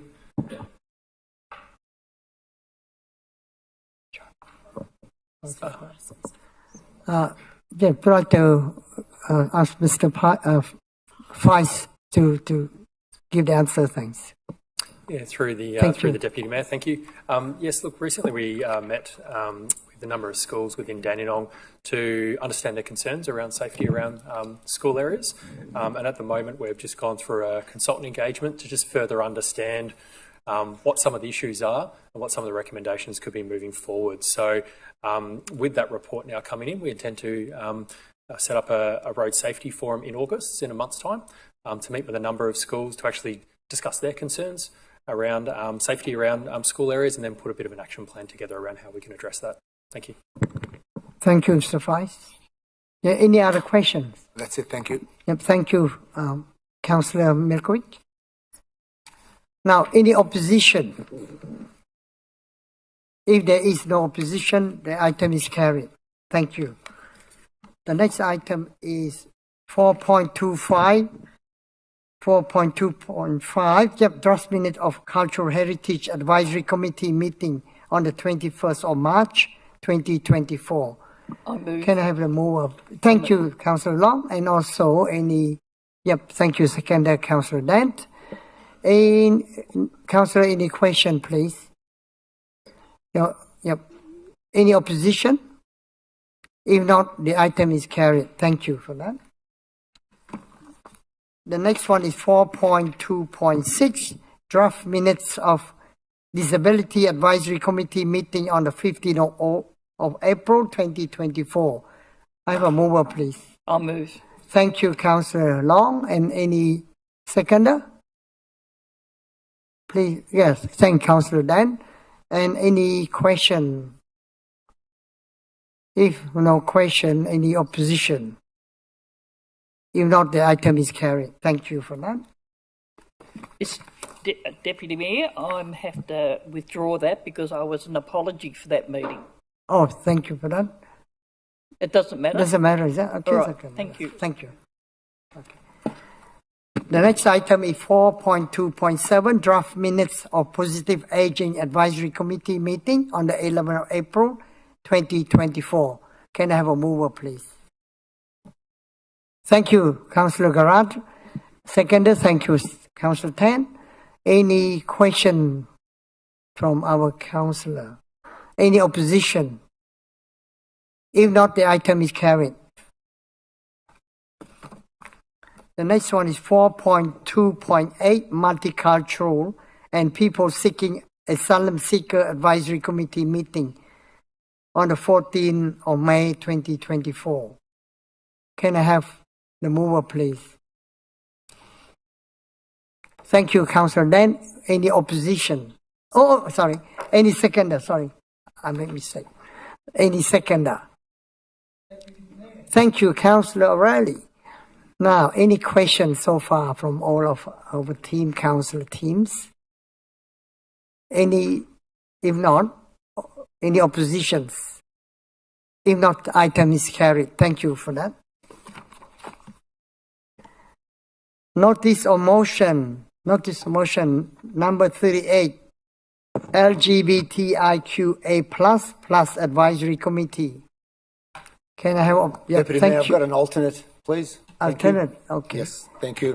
Thank you, Deputy Mayor. Just a couple of concerns with the notice of motion, not the intended purpose, but actually with the procedural of the council notice of motion. I'd like to ask for an alternate for the cost, for the officers to bring the report within 8 weeks to the council regarding the cost of this notice of motion, and also in regards to, I think Director Marjan Hajari has previously just mentioned in her answers in question time, public question time, that the terms of reference have been already established. I think terms of reference need to be presented to the council and presented to the council for resolution before adoption, before we can actually start the process of the actual adopting and setting up a committee. So I'd like to kindly ask if we can just have those 8 weeks, make sure that the terms of reference are correct and that the cost is established, because as I believe per current governance rules, the cost cannot exceed $5,000 for any notice of motion. Thank you. Thank you, Councillor Bob. Mikri? Yes. Any seconder for the alternate? Alternate? Any second for the alternate? Yep. Ask just of the relevant officer. I note that I just want to seek some clarification. So, when it was asked previously by, I think it was Mr. Lamaro, the council question that came back was the officers advised the work being undertaken at a regional and local levels to determine how best an advisory type function could be established in the support of Greater Dandenong. As a part of this, we're currently planning an informal forum for the LGBTIQ members, and the idea is to gauge interest from a broader segment of the community. We're working towards having a recommendation of the incoming council, and as part of our overall review of council committees and advisory groups in the meantime. I'm not necessarily against the notice of motion, but I think it'd be imperative, given that, one, I think we have a real crisis with kids in multicultural communities committing suicide and self-harming, particularly ones who have got deep issues with family-based matters, amongst other matters as well. But I would hope that this group is something that I have been saying with other groups as well, does have the clarification. To the relevant officer, is the terms of reference in existence? And with regards to that, in addition to that, what are the terms of reference to make sure that this committee, obviously is one that's important, actually delivers something than nothing? Thank you, Councillor. I'd just like to ask Ms. Hajari to answer that question. To you, Deputy Mayor, and thank you for your question, Councillor Dark.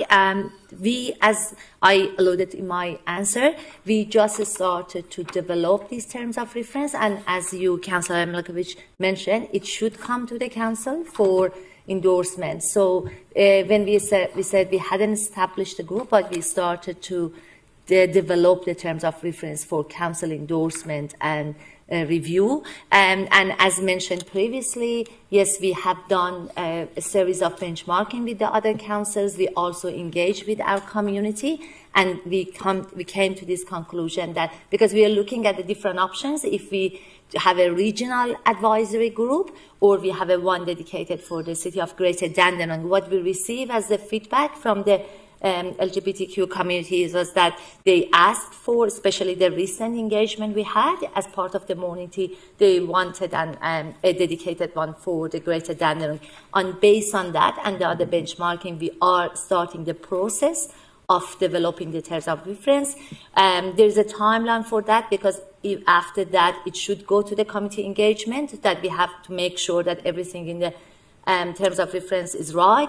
So then come to the council again for the expression of interest of the membership. We have to go to the community. And so the process, it won't let us for probably this council before caretaker period to endorse the advisory group. But we said that we are starting the process of looking at all of that, but nothing has done in terms of the terms of reference yet.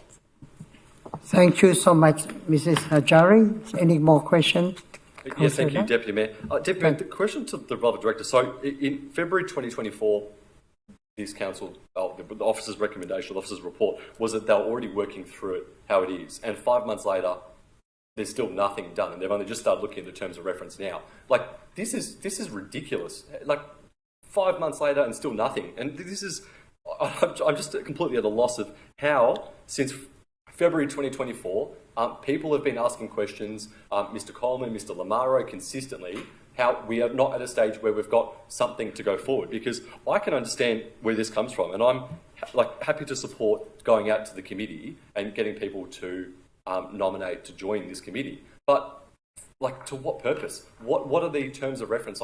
Can we get, say, the terms of reference within the next 2 weeks? I assume it's a general pro forma template. And in 5 months, there has to be something somewhere on somebody's computer in a shared drive, something, surely, to be able to at least say, this is what it is, this is the terms of reference, this group is going to take a point of view that, and it should be, my point of view should be just within Greater Dandenong, not this regional thing, because that doesn't work. But I think that there really does need to be terms of reference or something that gets put to this council sooner rather than later, because now we're hearing that it's going to take time, and then we're going to go to consultation, and we're going to go to caretaker, and heaven forbid who gets elected in the council elections, and then still it's going to come back, and then so we're actually paddling water again, and it'll be July next year, and we still won't have a resolution.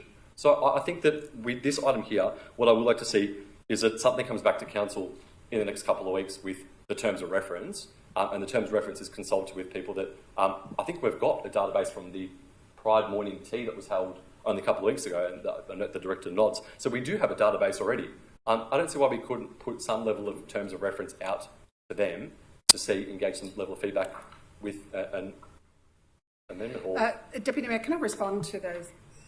Yep, sure, Councillor. Yeah, all right. Yeah, thank you. I thank Councillor Dark, and I share with him the concern about how long it has taken. In fact, it's taken 4 years. So for 4 years, I have been asking for an advisory committee for the queer community. And for 4 years, there's been obfuscation, delay, excuses, and we are here at the end of our term, and I refuse to leave this term without seeing that an advisory committee, a localised advisory committee, has been commenced. I'm happy to negotiate and ask that those terms of reference come back in a fortnight. I don't see why that's not feasible. I understand that it will take time to get them approved, but to come with a draft terms of reference, but and it seems like we're debating the motion now, so I'm just going to go right into it. But okay, so all I want to say is that the purpose of this is to speed up the process. It is just to say, let's start right now, today.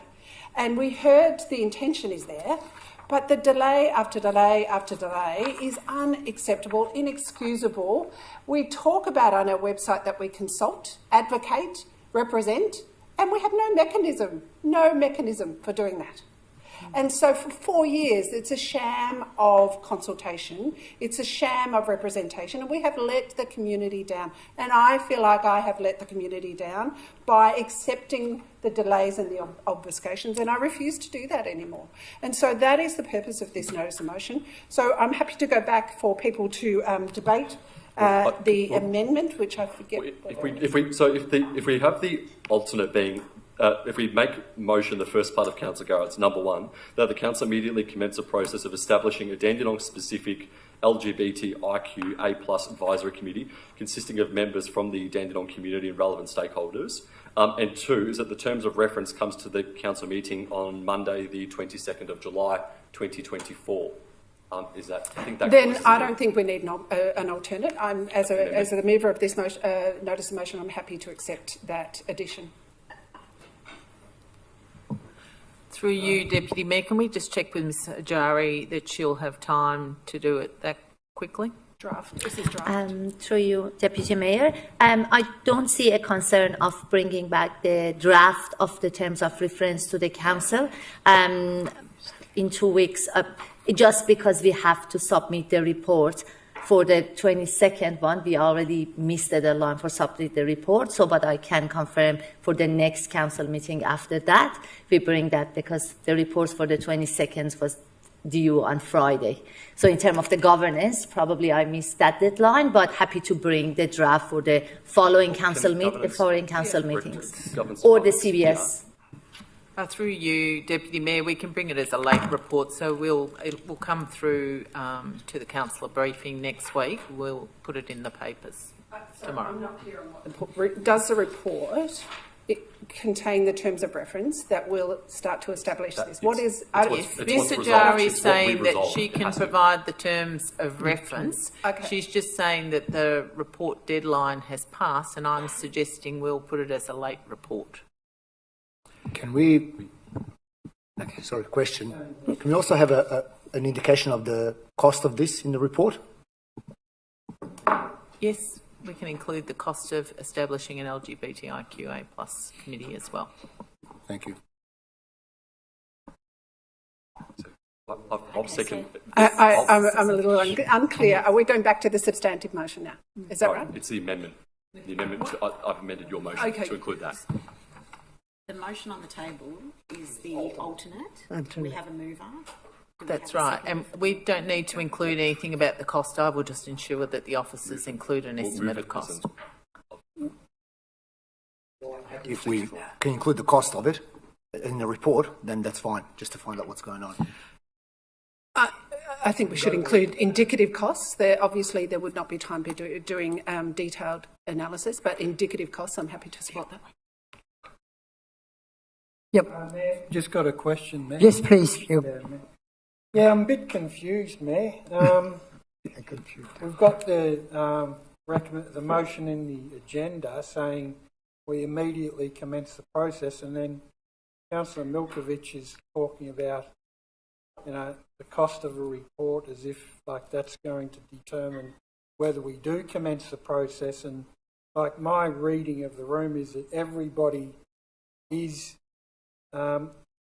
extremely enthusiastic about the establishment of this advisory committee, Deputy Mayor. So, I mean, just with the, if we're, are we on, could I have the alternate motion fully clarified, please, Deputy Mayor? Yep. Well, the alternate motion started off with asking what about the terms of reference, which wasn't mentioned in the original notice of motion. It was only added on by Councillor Dark and then the relevant officer.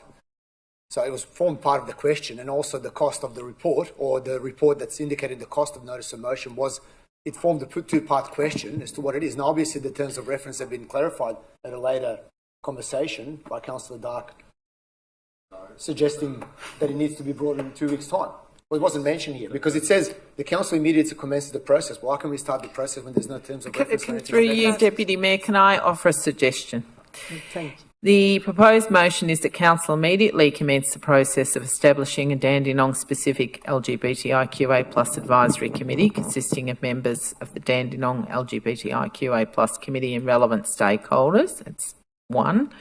2 is that the officers bring draft terms of reference to council as soon as possible for consideration, and C, that the costs associated with supporting an LGBTIQA advisory committee be included within the report as well. Does that meet everybody's So just needs? to clarify, we're not going with the alternate. We are going with the substantive and its amendment. And amended. And I'm happy to accept those amendments. So I'm happy to.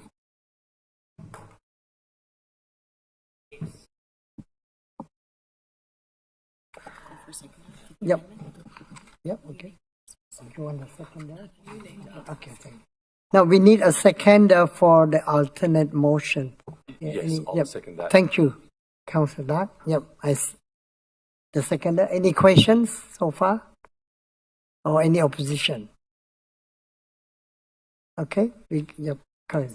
The item is carried then. Thank you for that. Yep. Deputy Mayor, can I speak?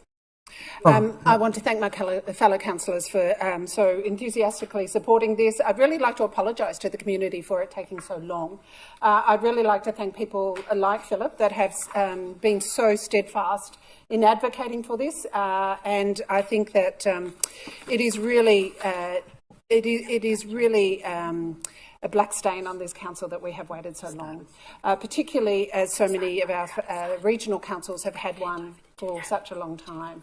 So we are late. I apologise for that, but we're making a start now, and I am very grateful that we are starting before this term ends.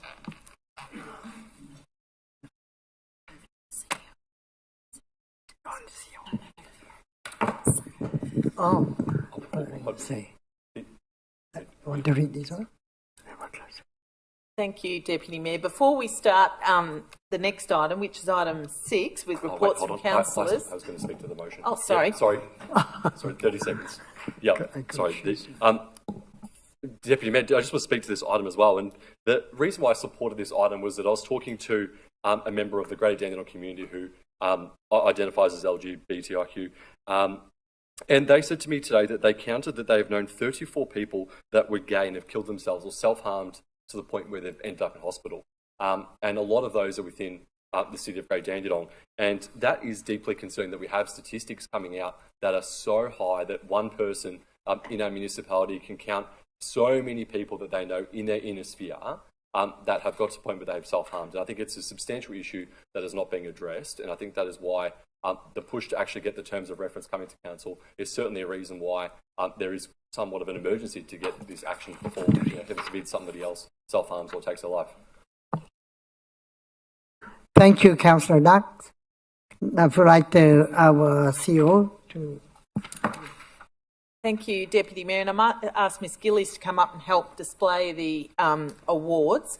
I'd like to let the Council know that at the Australian Local Government Awards, which many of you will no doubt speak about in a moment with your updates, we were proud to receive an award at the 2024 National Awards for Local Government last week for our Wominjeka project, guided by the Bunurong... Yes.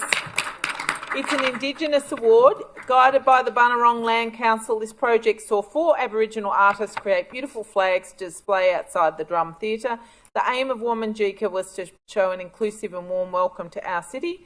We are one of the most diverse communities in Australia. This project is an example of council listening to and learning from the traditional custodians of this land. It demonstrates council's commitment to fostering cultural inclusion, bridging communities and nurturing a better understanding of Aboriginal and Torres Strait Islander art and culture. We are very proud that Wominjeka has been recognised nationally through this award. There were only 8 national awards provided, and the City of Greater Dandenong got one of those, and they're very highly sought after. Video interviews with the Wominjeka artists will be played on our big civic screens this week in celebration of NAIDOC Week. So really pleased. It's a lovely week for it to happen. So thank you. Thank you. Present to our CEO and also to our director. We will this one away. Let the professional photographer. Yep. 1, 2. Thank you so much, Sean. Thank you. Thank you. which side first? Anyways. Now, item 6, reports from councillors, delegates, members, and also councillor question. Maybe start from Councillor Tan first, if you don't mind.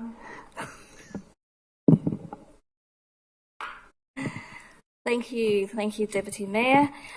Firstly, I do want to report since the last council meeting. So, as you know, from the 2nd to the 4th of July, most of us here, myself, yourself, Deputy Mayor, and all the other eight councillors, I think altogether 9 councillors, and our corporate directors, we went to Canberra, so it's part of the Australian Local Government Association National General Assembly. So it was a really great experience. We do have an address from the Honourable Catherine King, MP, addressed by the Minister for the Infrastructure, Transport, Regional Development and Local Government, attended on the, at the conference. So first day, she also addressed about how the Commonwealth is helping with the local government. So it will be 120 billion allocation of funding toward long-term spending, and moving forward, we will get 150 million allocated to local government for Black Spot program per year, which is a great initiative from the Commonwealth. The President also addressed President Councillor Linda Scott, which is her last year, and it was the biggest, I think, attendance because it's the 30th anniversary for local government conference. It was her last year as well for us President, so she did address the report. So at the moment, ALGA received around 150 million to 200 million for the local road and recovery, which is great from the Commonwealth, and we try to achieve at least 1% of the tax spending from the government, but so far we only received 0.5%, so we're working in the future to get at least 1% of the tax income. As you know, most of us had issue, especially with generating income. Metro and regional council also the same, but in terms of regional, they have issue with getting mainly with spending on the road recovery, so income getting all the road recovery done in terms of flooding and so on. I think one of my favorite speaker, which is his name was Simon Kunish Marshall, which is his director of the co-founder of Democratic Group, which is his, I think he's a part of German as well, from Germany. So integrated equity and fairness. So we're talking about mainly the report on, how our generation is aging and what we can do as a council to help our residents. So moving forward, talking about shortage of skill as well. So we've got 2 out of 3 of people from immigration. Aged care problem is one of the issue, not just all council in metro, but regional area as well. So we've scored a skill shortage, including, in terms of in aged care, there's mental health issue. There's in Melbourne at the moment approximately around 38% that impact with mental health. So what we can do as a council, at least to reduce the cost of mental health. So in terms of make a movement, that's what we do at the moment for Greater Dandenong Council, Make Your Move campaign. So at least get our old residents, go for a walk, meet somewhere. So at least we can help them in terms of, we talk about art, cultural activity, a festival, gallery and library, all sort of stuff that will help our residents to reduce with mental health issue as well. So great conference, and had a chance to go to the Parliament as well during question time, and we did have our, because our council, we do our Back Up Your Neighbour, which is one of our mayoral task force. So at the moment we've got 43 council that's joined with the Back Up Your Neighbour campaign. So we're looking to get more people on board, but mainly it's a successful day. We had the breakfast back of Your Neighbour campaign tea in the morning, and then they all went to Parliament as well. So they had a few meetings, with the Mayor and with the Minister and MP, etc. So that was my report. My question tonight, just regarding to, I got a few questions. So through you, Deputy Mayor, through the relevant officer. The first one is regarding to a parking issue in Noah Park. So this is along Leonard Avenue, behind the Sun Star Hot Bakery kitchen. So has concern from the owner that the delivery truck usually now get fined at least 4 or 5 times a week. So it is a great, it's an issue for not just for him, but along the street. So if we can find out why, can council at least work out if we can do a drop-off spot for delivery so they won't get fined in the future, because 4 or 5 times a month, that's a lot. Thank you. Thank you, Councillor Tan. If you can give us the details on that, we'll investigate it. Thank you. Okay. Thank you. I also got a question from a resident concerned about traffic, mainly on Channel Road. So if they request if we can have a non-standing parking, during peak hour, is that possible? I know that during peak hours a lot of traffic because it's kind of like in close to the school. Also with that intersection of Isaac, Channel Road and Olaf Street, which is quite dangerous too. And plus, there's resident, it's just hard to get in and out when during traffic time. Thanks. Thank you to Councillor Tan. Officers again will investigate that matter and come back. Thank you, Councillor Tan. Next one, Councillor Dan. Thank you. Thank you very much, Deputy Mayor. I'd just first would like to pay tribute to SEMVAC, the South Eastern Melbourne Vietnamese Association Council. They had their volunteer celebration day on Saturday, which was a fantastic event. SEMVAC provides a wonderful service in our community and through community engagement as well. So thank you to SEMVAC for their wonderful food and hospitality. And especially thank you to all the volunteers that sacrificed their time to serve our community as well. Secondly, I was advised by Councillor Mehmedi's social media that 2 locals from Dandenong were picked for the Australian football team, the under-19s team. So that's a great cause for a bit of local pride and celebration as well. And I wish them and the team the best of luck going forward. And finally, just a very quick one as well, I'd just like to congratulate Council as well on their successful application of a grant from the federal government to help tackle the housing crisis, and I look forward to Council playing an important and effective role in housing advocacy going forward. That was all. Thank you. Thank you, Councillor Dan. Would you like Councillor Tim to give a bit of a report? Thank you, Deputy Mayor. Deputy, the question I've got this evening, and this is a question for the relevant officer.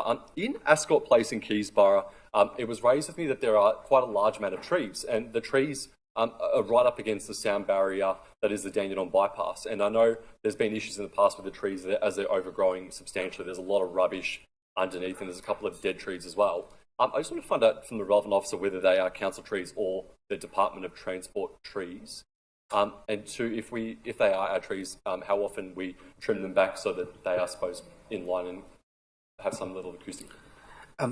Thank you for your question, Councillor Doug. Normally the trees along the sound barriers are managed by Department of Transport, but in this instance I'm happy to sort of check that again and see whether that's correct or not. And if it is our trees, I'll give you some more information on that. Thanks. Thank you, Councillor Doug. Yeah. Thank you, Deputy Mayor. Just on that as well, the other second part of that was that there's a lot of graffiti along the Dandenong bypass, on actually the bypass facing side, and there's a lot of larger graffiti that's now previously had been removed, and this one here has been there for several weeks now. If we could please just have that itemised or documented. I know the Department of Transport takes 10 years to do something simple, but if we could please list that. Yes. So that's the Department of Transport responsibility, but we are definitely happy to talk to them about that. Thanks. Thank you. My next question to the relevant officer. I had a resident contact me about large tree branches. They've trimmed back their fruit trees and lead up to I suppose, winter and then spring for the trees to be able to go. They've got substantial amount of large branches, and apparently other councils have a collection service where they will come and attend and collect the large branches, and then I assume they get pulped and then used for other matters. But apparently the City of Great Dandenong doesn't have such a service when the resident contacted the council to have these large tree branches collected. I just want to find out from the officer, one, if that is in fact the case, if some other councils do and we don't, and two, if there's an option for large amounts of green waste with larger branches to be collected of people that have for this collection. Sorry, Deputy Mayor. I'm not aware of any other councils doing that service. Like with my experience with other councils, it's normally doesn't happen with that larger branches. But in saying that, there are other councils have the option of people can take the transfer stations as well as a green waste. But definitely we are happy to sort of look into that. What are the other options and what we can do about that? Yeah. Thank you. Thank you, Councillor. I just got one more question. I had actually received an email from a resident that the Wokta Reserve master plan signage that's on the reserve fence is actually outdated, and it says that there will soon be a playground that'll be built, which is now finished and complete. Can we please get some updated signage put around the park in the areas where the current signage is about where the master plan's up to, what is happening, I suppose, in the next 12 months or and what is happening as well, because I know I have received some queries about also the installation of the toilets and things as well, just to sort of keep the community in the loop. Otherwise, thank you. That's everything. Yeah, we are happy to have a look at that. Thank you, Councillor Dutt. Yeah, Councillor McCovitt, thank you. Thank you, Deputy Mayor. As Councillor Sophie Tane has already mentioned, most of us attended National General Assembly of the Australian Local Government Association. It was exciting. It was a bit sobering. I think I was sort of, touched a bit and worried a bit when the presentation of Simon happened. I've forgotten his surname. It's a German surname, but it is. We're going to be in some tough waters. It's great to see the commitment for the federal government regarding the housing grant that we received and also the ongoing Black Spot program. However, I think we'll be in a great deal of strife if we don't prepare in the future for certain challenges regarding recruitment in particular, and because they're the part of the organisation that are crucial to actually be able to deliver services to our residents, whether that's the roads and rubbish, whether that's elderly residents, aged care, kindergartens or whatever. It was really sobering to actually hear the statistics and predictions what will happen or what might happen if we're not truly well prepared for this sort of thing. So I think I'd like to ask the officers to take this into real good consideration in the next 2, 3, 5 years, because I think it's going to be some real challenges there. It was also great to see his presentation on direct correlation between mental health and in people over 80 years of age and walkability. And it's something that we don't often think, but as people get older and, their life partners pass away or, they get to the stage where they can't move around as much, the walkability is a crucial part. And I think what we need to do is ensure that this place is as welcoming as ever towards people that are not super fit, super young, but also the ones that are, slightly elderly towards their late years, because as the research shows that, something like 15% of people are affected with mental issues or serious mental issues in Carlton versus 38% in South Morang, which is quite revealing. You would never think that. You would think people are happy wherever they live. They've chosen to live there. However, they've got neighbours that maybe they don't talk to quite often, and they've got no place to go. So they just sit in their homes, whether they watch TV or just sit there depressed. So I think it'll be great for us to maybe explore how we can improve all our facilities to make sure that elderly residents are looked after. On that note, I do have a question, excuse me, the relevant officer, regarding the state or quite a poor state of the walkway in McRae Street in Palm Plaza, which has been brought to my attention, I'm sure to the attention of all the other councillors on numerous occasions. This is part of the street, if you don't know, that it's not concrete or asphalt, that it's actually paved.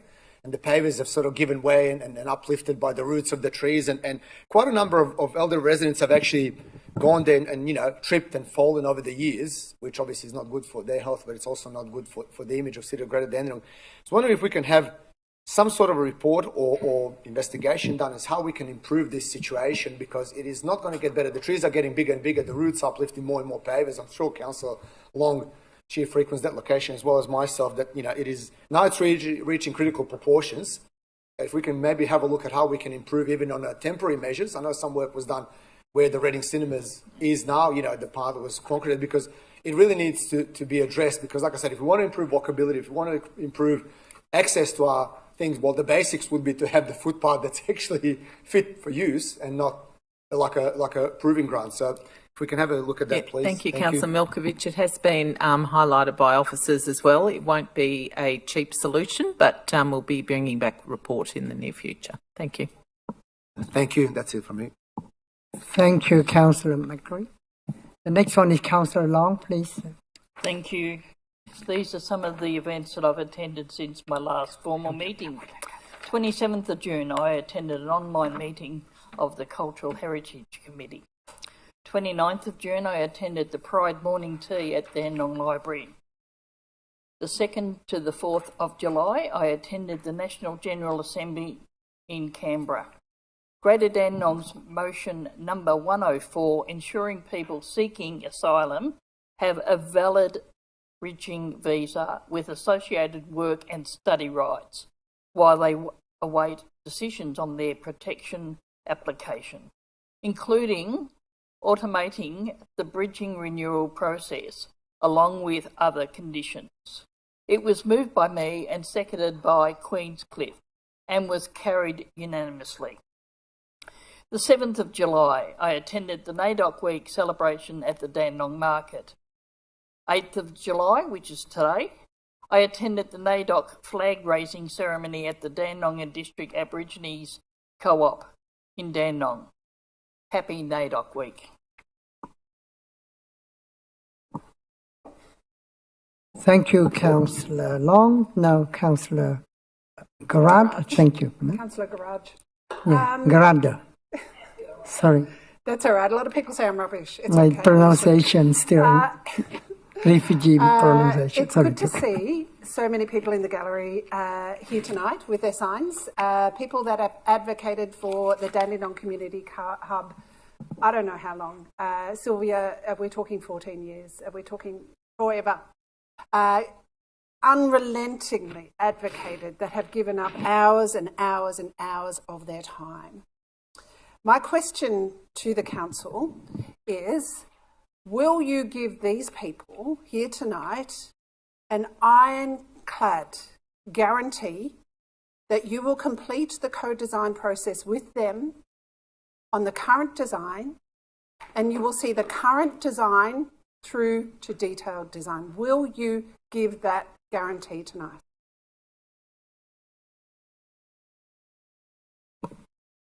Through you, Deputy Mayor, it's not for the Chief Executive to comment on a confidential item that's being considered by Council tonight, and it will be a determination for the Council, not for the CEO or the officers.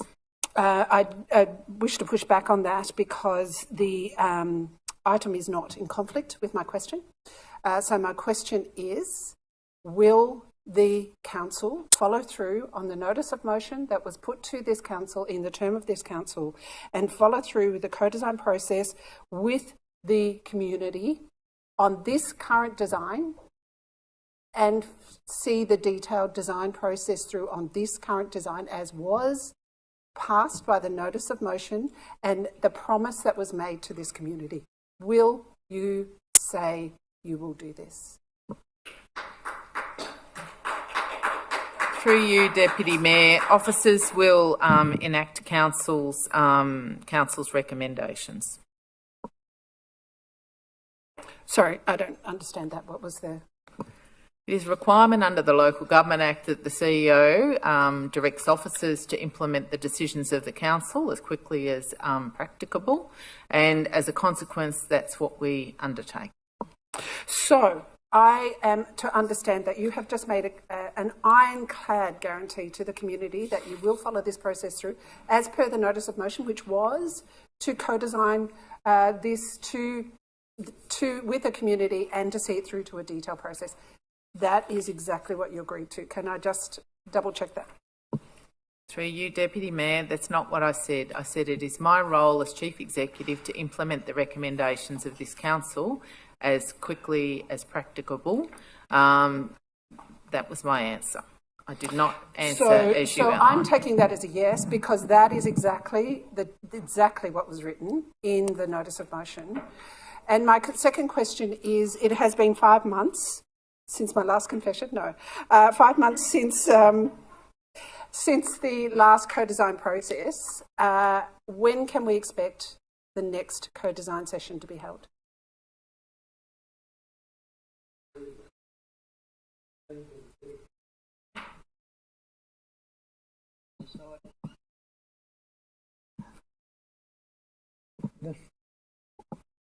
Through you, Mayor, we have a resolution at the moment. We're enacting the resolution. But that's not to say there won't be other resolutions.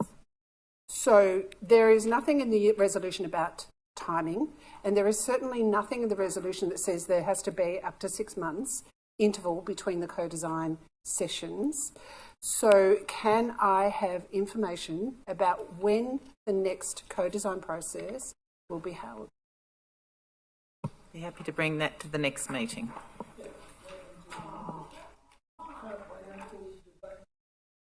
That's not up for debate. So I am led to believe that you will not give any information about when the timing of the next co-design process will be held. Is that correct? No, through you, Deputy Mayor, I said I'm happy to provide a report to the next meeting outlining the timelines. So I'm led to believe that report will contain information about when the next co-design process will be held. Through you, Deputy Mayor, I don't know that this line of questioning is all that valuable at this point in time. Officers are here to answer questions. I'm not here. I'm here to answer factual questions. I believe I've answered the questions. Okay, so we don't get information about when the next co-design, but we are reassured that the notice of motion, as it was written, will be followed through by this council. So I think we can be reassured that on the current design, that is going to happen. Thank you.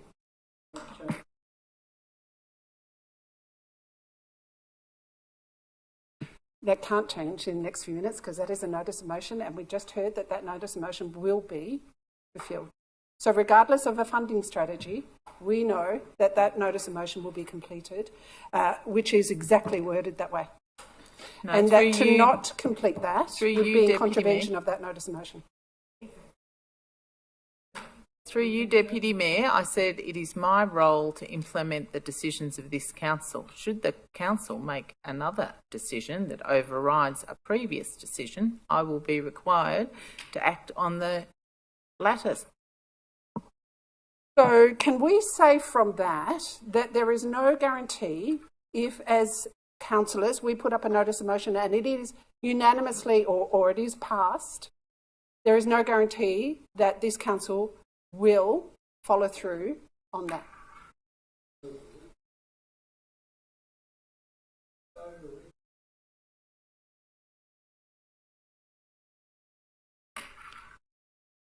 Just a yes or no. Through you, There's no Deputy guarantee. Mayor, There is no guarantee. I am, as CEO, I'm responsible for delivering the decisions of the council. If there's subsequent decisions of the council that override previous decisions, I will ensure that we deliver those.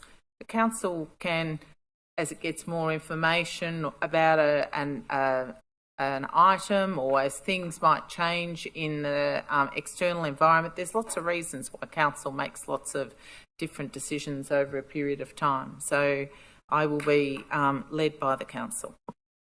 So just to clarify, whereas we just heard that as a CEO you would fulfil the requirements of a notice of motion that was passed in this council, now I'm hearing that that's in doubt.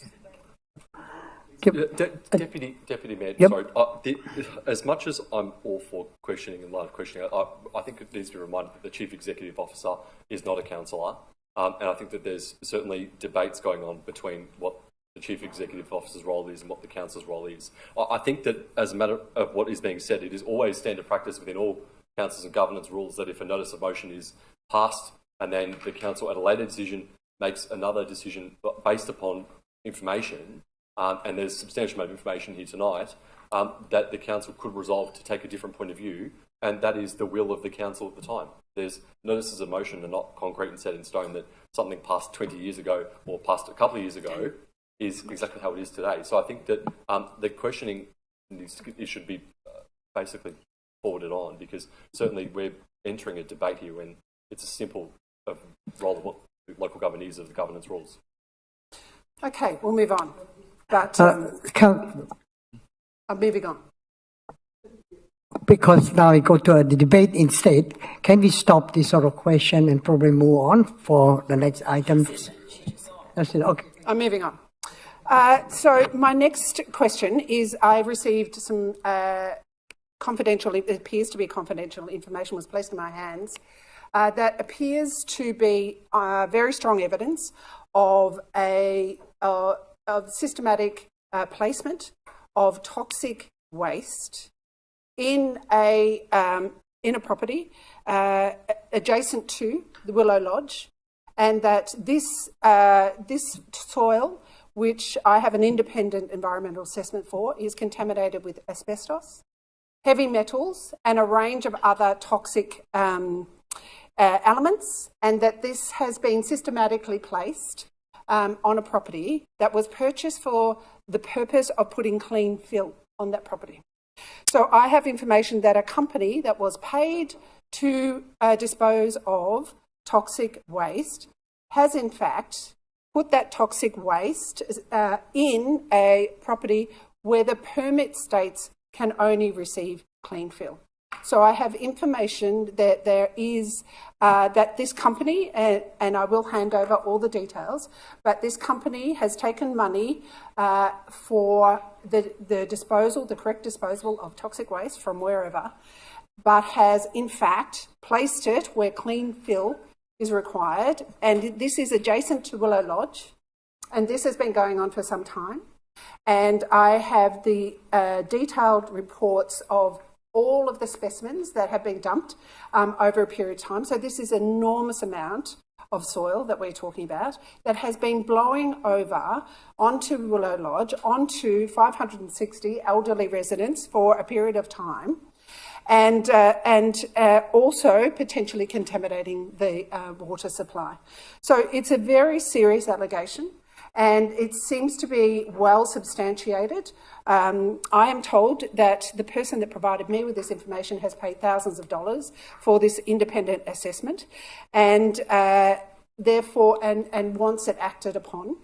And so my question is, if I hand over this confidential information to the council, will the council not just hand this to the EPA, where we may never hear about this again, but hand it over to the EPA with the express requirement that we get a quick response, because all the time we wait, these residents are being exposed to this highly, highly toxic soil, which is within a stone's throw of the Willow Lodge. So my question is, can I hand that over to the council with that recommendation that we get a quick and swift response to ensure the safety of residents?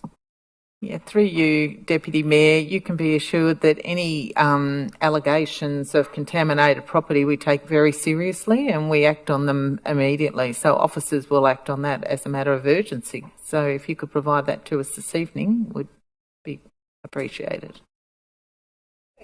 Thank you, Councillor Garand. Councillor Jones, thank you for your report. Thank you, Deputy Mayor. On 30th of June, I am Sunday, and I attend a Samvac party with Councillor Philip Yan.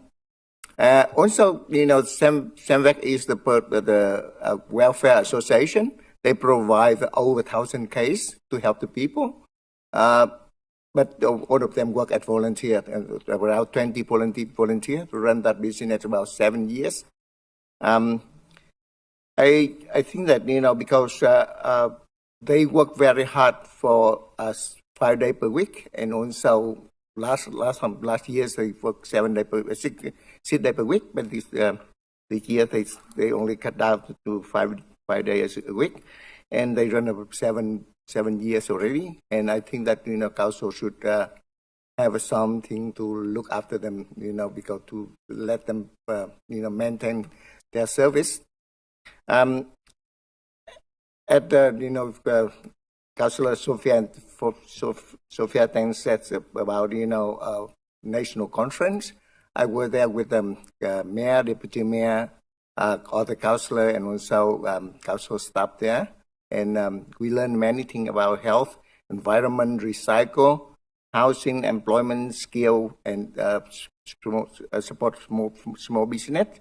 And we also learn about the other local council government from other countries like Japan, and also other states like New South Wales.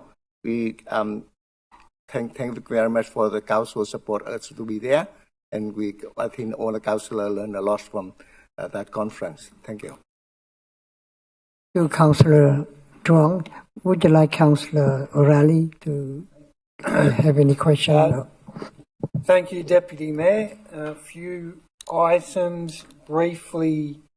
Myself and the Mayor attended full-day bus tour to Brimbank Aquatic and Wellness Centre and Norlane Arc. I think it was really informative, and thank you to the officers for organising it.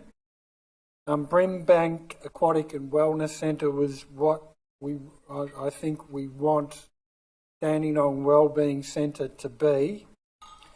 But the contrast was stark that if this council did not, under some scenario, did not receive the $20 million federal funding and delays Dandenong Wellbeing Centre further, we could end up with something like Norlane Arc, which, I mean, you'd have to go there to see it, but it's a aquatic centre with basically no natural light, things like manually opening doors rather than automatic doors, etc., etc.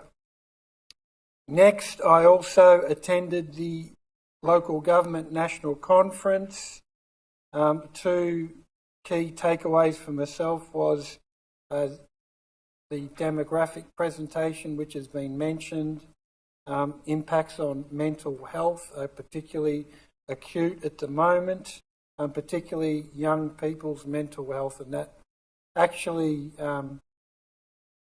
agreed with a briefing we had at this council about a week earlier about young people's mental health is being significantly impacted due to a number of factors. And secondly, as Councillor Milkovich mentioned, I think the difference between living in a walkable, connected community and that impact on mental health versus a community where you have to drive everywhere. So a lot of learnings at the national conference, so are just some key ones. And also Back Your Neighbour campaign, our advocacy officer Anne did a sterling job enthusiastically recruiting other councils here, there and everywhere. So congratulations to her on her efforts. Finally, I've got a question for the relevant officer, speaking with a resident regarding disability parking near here, Monash Health. I think it's titled Monash Refugee Health and Wellbeing Service at 122 Thomas Street. Residents said there's not enough disability parking during peak times, so I'll email the details through and ask for that to be looked at, and if we could also speak to Monash Health about the situation, but no response required at this meeting. Mayor, that's all I've got to report. Thank you. Thank you, Councillor O'Reilly.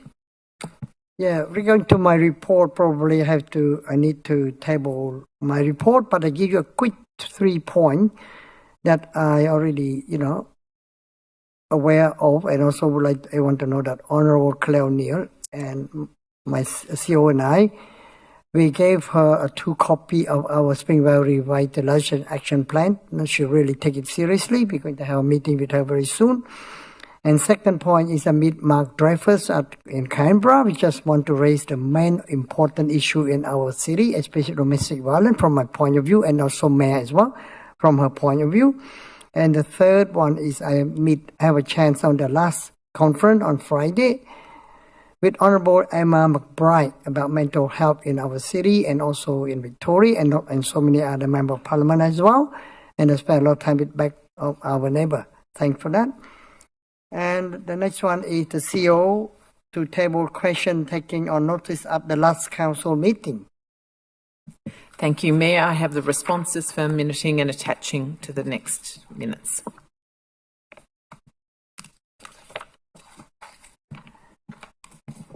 Now the next one is the urgent business.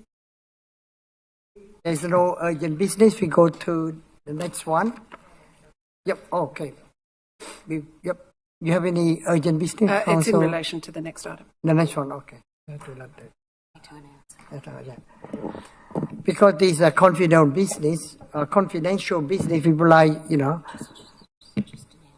Dandenong Wellbeing Center and Dandenong Community Hub procurement update, it is confidential. Please. Deputy Mayor, I just want to put on the record that I strongly object to going into camera for this item. I think that issues of such importance should not be hidden from the community. Whilst I understand there are issues around confidential contractual issues, that is fine. But I think when it comes to making decisions on such important items as this, I strongly object to going into camera, and I think it is against the community interest.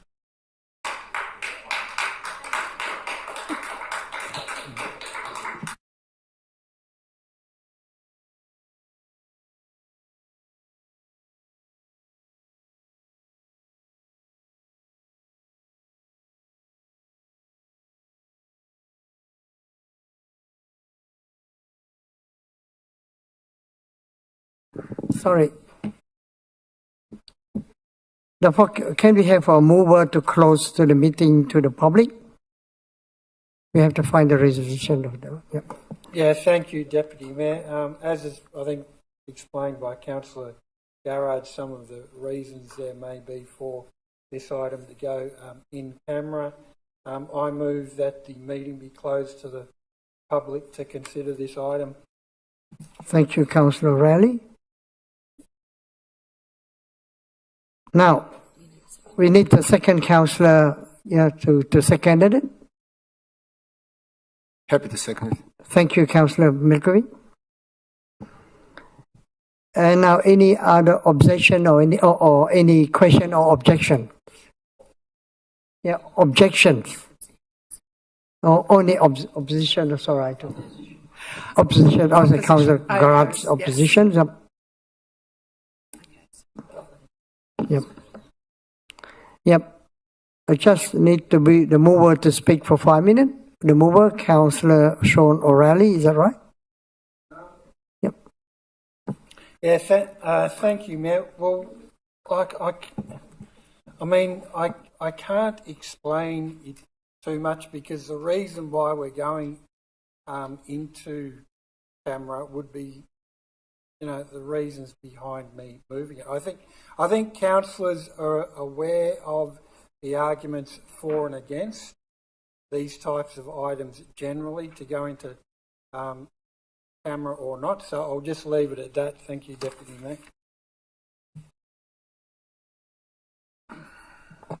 Yeah, I'd like Councillor Milkovic to have a few words. Thanks.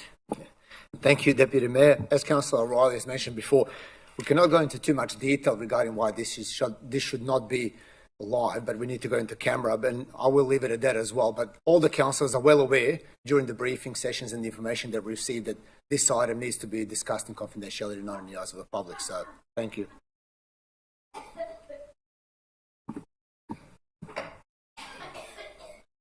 Yeah, now the first opposition. Yeah, Councillor Garrard, would you like to give a speech?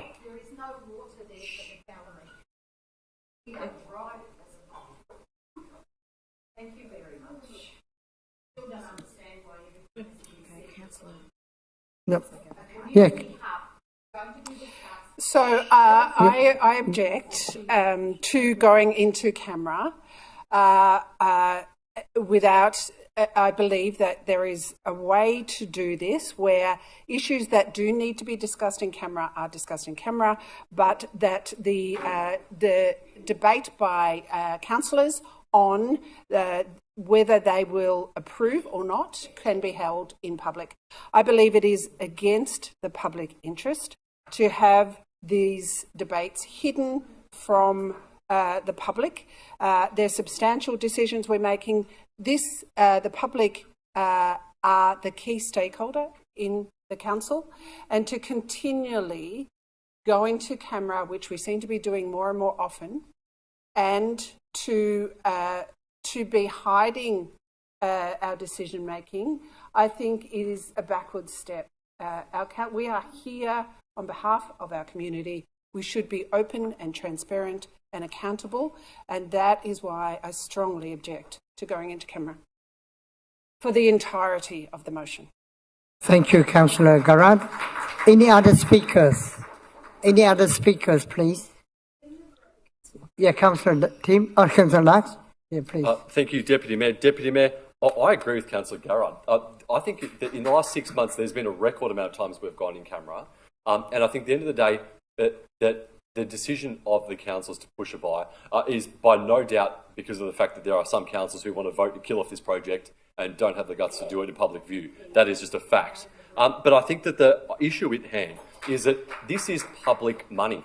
This is not money owned by anybody. This belongs, every single dollar that this council spends, every single dollar that this council gets is public money. It comes from the ratepayers, it comes from the taxpayers, and decisions made behind closed doors does not work in the best interest of those who are paying the rates. It does not work in the best interest of making decisions in the council. It shows and it makes things very, very, very opaque. It makes decisions that are being put forward.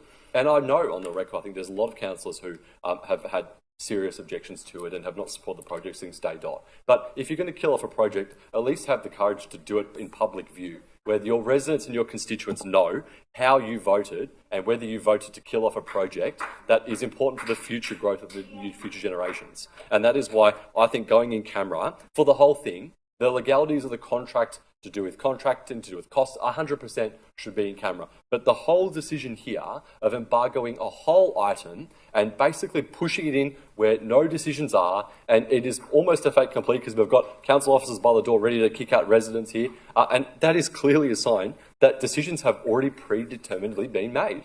And that is an issue that I have with what is happening right here, right now, and that is why I won't support it going in camera for its entirety. Yep. Now, have any other speakers? Now they have the right to reply for Councillor O'Reilly and on Councillor. Thank you. Thank you, Deputy Mayor. Well, like Councillor Dark said, decisions are predetermined. They're not.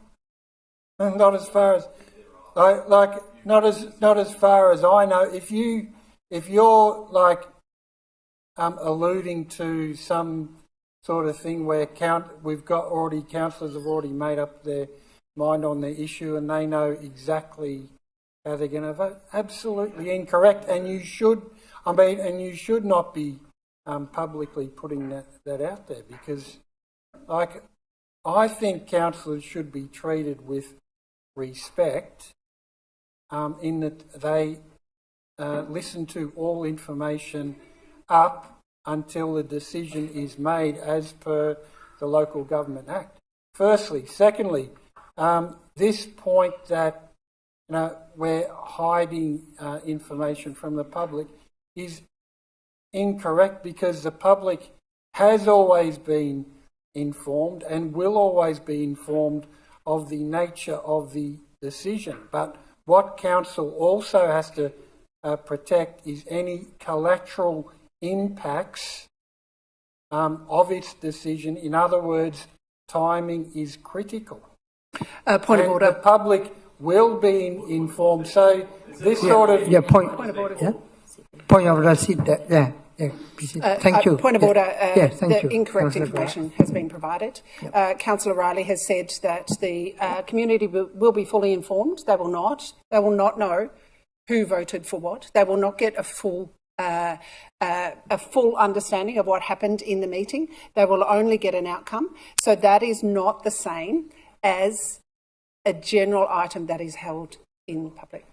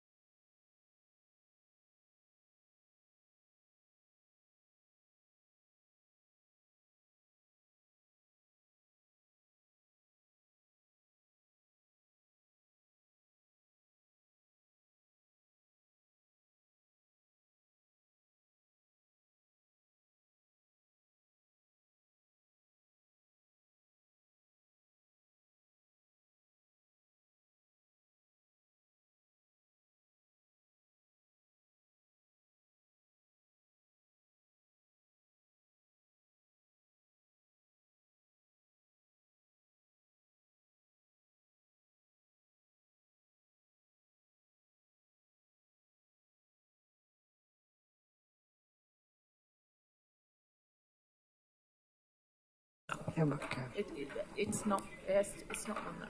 Yep.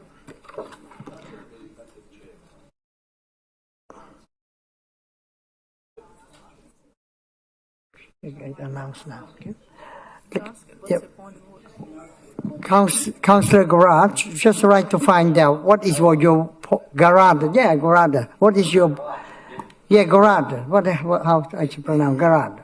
Yeah.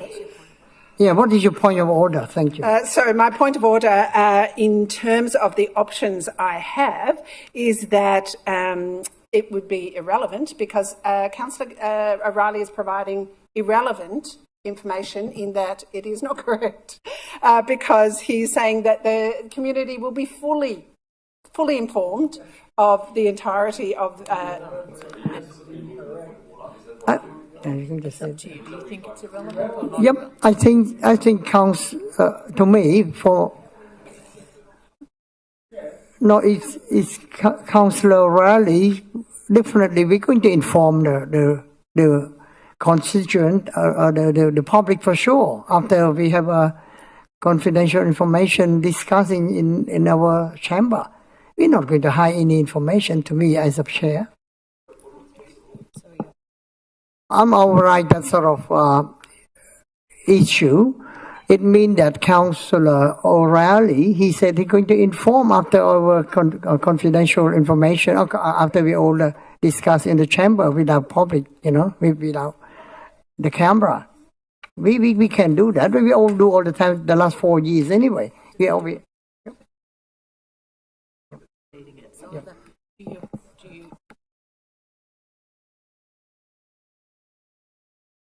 I just would like to overrule the point of order.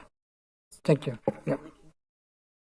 Yep. Well, thank you, Deputy Mayor. Sorry, Deputy Mayor, I just need clarification because I don't think the ruling was clear and I'm just trying to understand, particularly from a governance rule, what the ruling is with regards to Councillor Garrard because I'm very, very confused what the ruling was. Was the ruling for or against her point of order? Was a point of order that Councillor O'Reilly was correct or Councillor Garrett was correct? Because I'm trying to get an understanding of which one's which.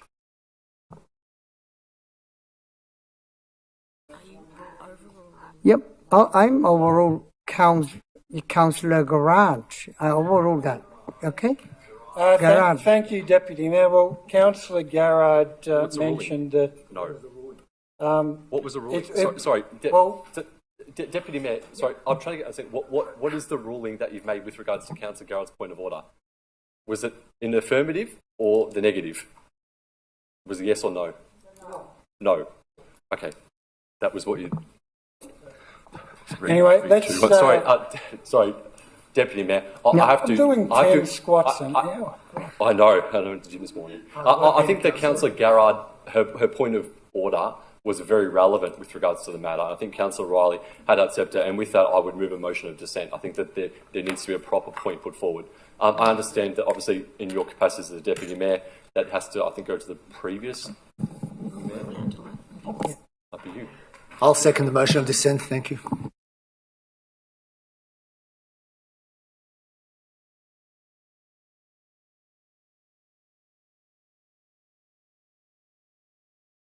Okay.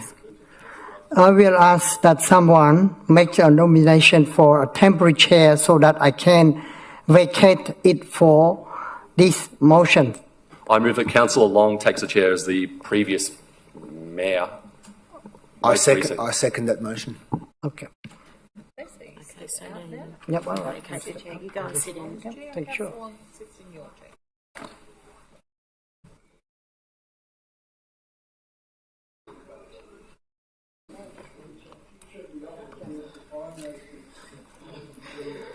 Okay, so Right. there's a motion of dissent. Yep. You need to read this. All right. There is a motion of dissent. Thank you. There was a motion of dissent in the Chair's ruling on the last point of order. Councillor 1, would you like to state your reason for dissent? Thank you, Acting Chair. Acting Chair, the motion of dissent I put forward is that Councillor Gart raised a legitimate point, particularly with regards to what Councillor O'Reilly had said in terms of the comments, whether the residents were informed or not. And I think that it's fair that what Councillor Garrett is relevant and correct in the ruling. And I think that the Chair at the time had erred in the judgment with regards to the governance rules, that the ruling, one, was not very clear, but two, is that I believe that Councillor Garrett and what she said was accurate and concise, and that is the reason why I think that her point of order should be carried. Okay, so Deputy Mayor, so you give a chance to Yeah. It's me. Councillor Lim. Deputy Mayor, Councillor Lim, would you like to reply? For my reply, because the last nearly 4 years now, any debate, anything that confidential information, we debate in the chamber. And after we inform our... The point of order, that's why I mean already Councillor O'Reilly, I support his opinion. But Councillor Garage said that...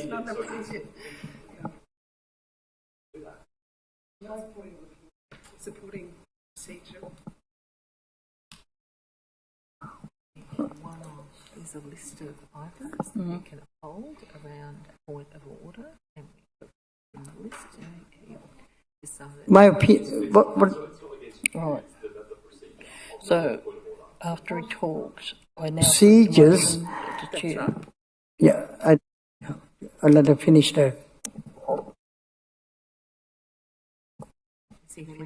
Have you finished, Councillor Lim? Finish already then, that's okay. Yeah, go ahead. Yep. I now put the motion that the Chair's ruling be upheld. All those in favour?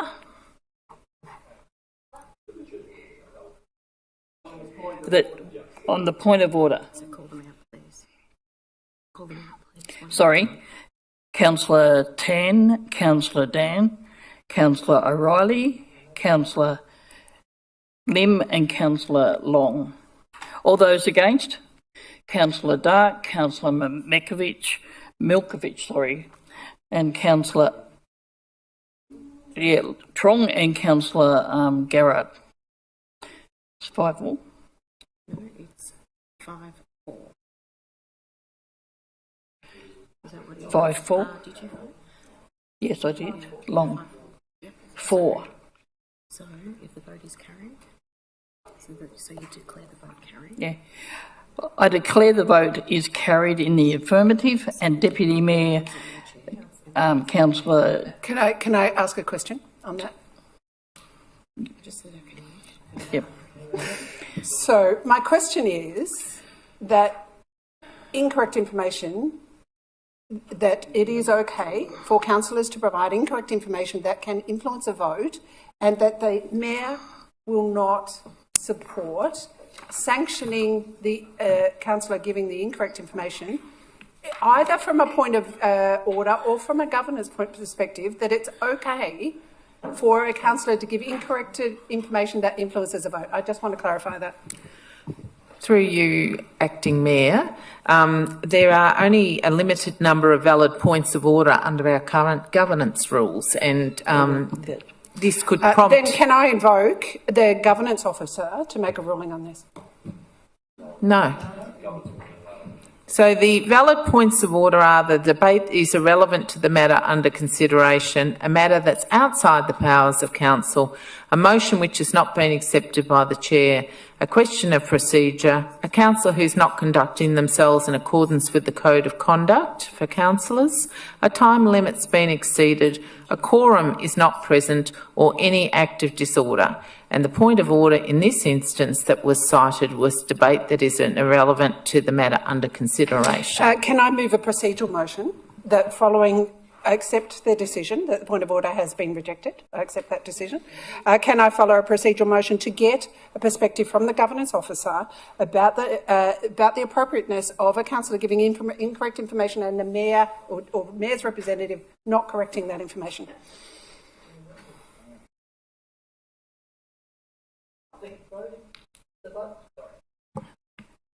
The vote is carried in the affirmative, and the Deputy Mayor resumes the chair and the meeting proceeds. Councillor Lim, would you mind coming back up to the chair? So, as the Deputy Mayor resumes his chair, my question is again: can I put a procedural motion to the council that we get a ruling from the governance expert sitting in the room? Well done.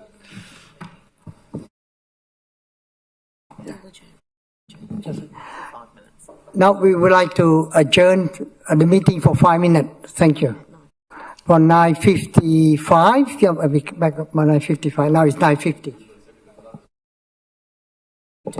Sorry. You need a second. All right. Okay. Sorry. Yeah. Yeah. I just like to get second.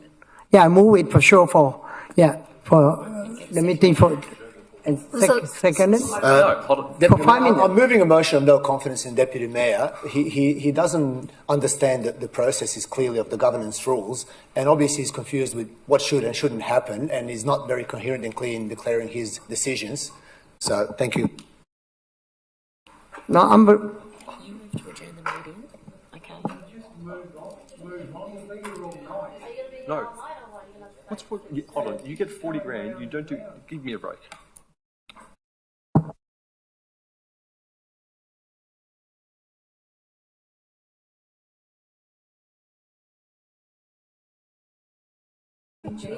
You need to take control. Understand that. So we're moving to adjourn the meeting. To adjourn for a minute. For 5 minutes.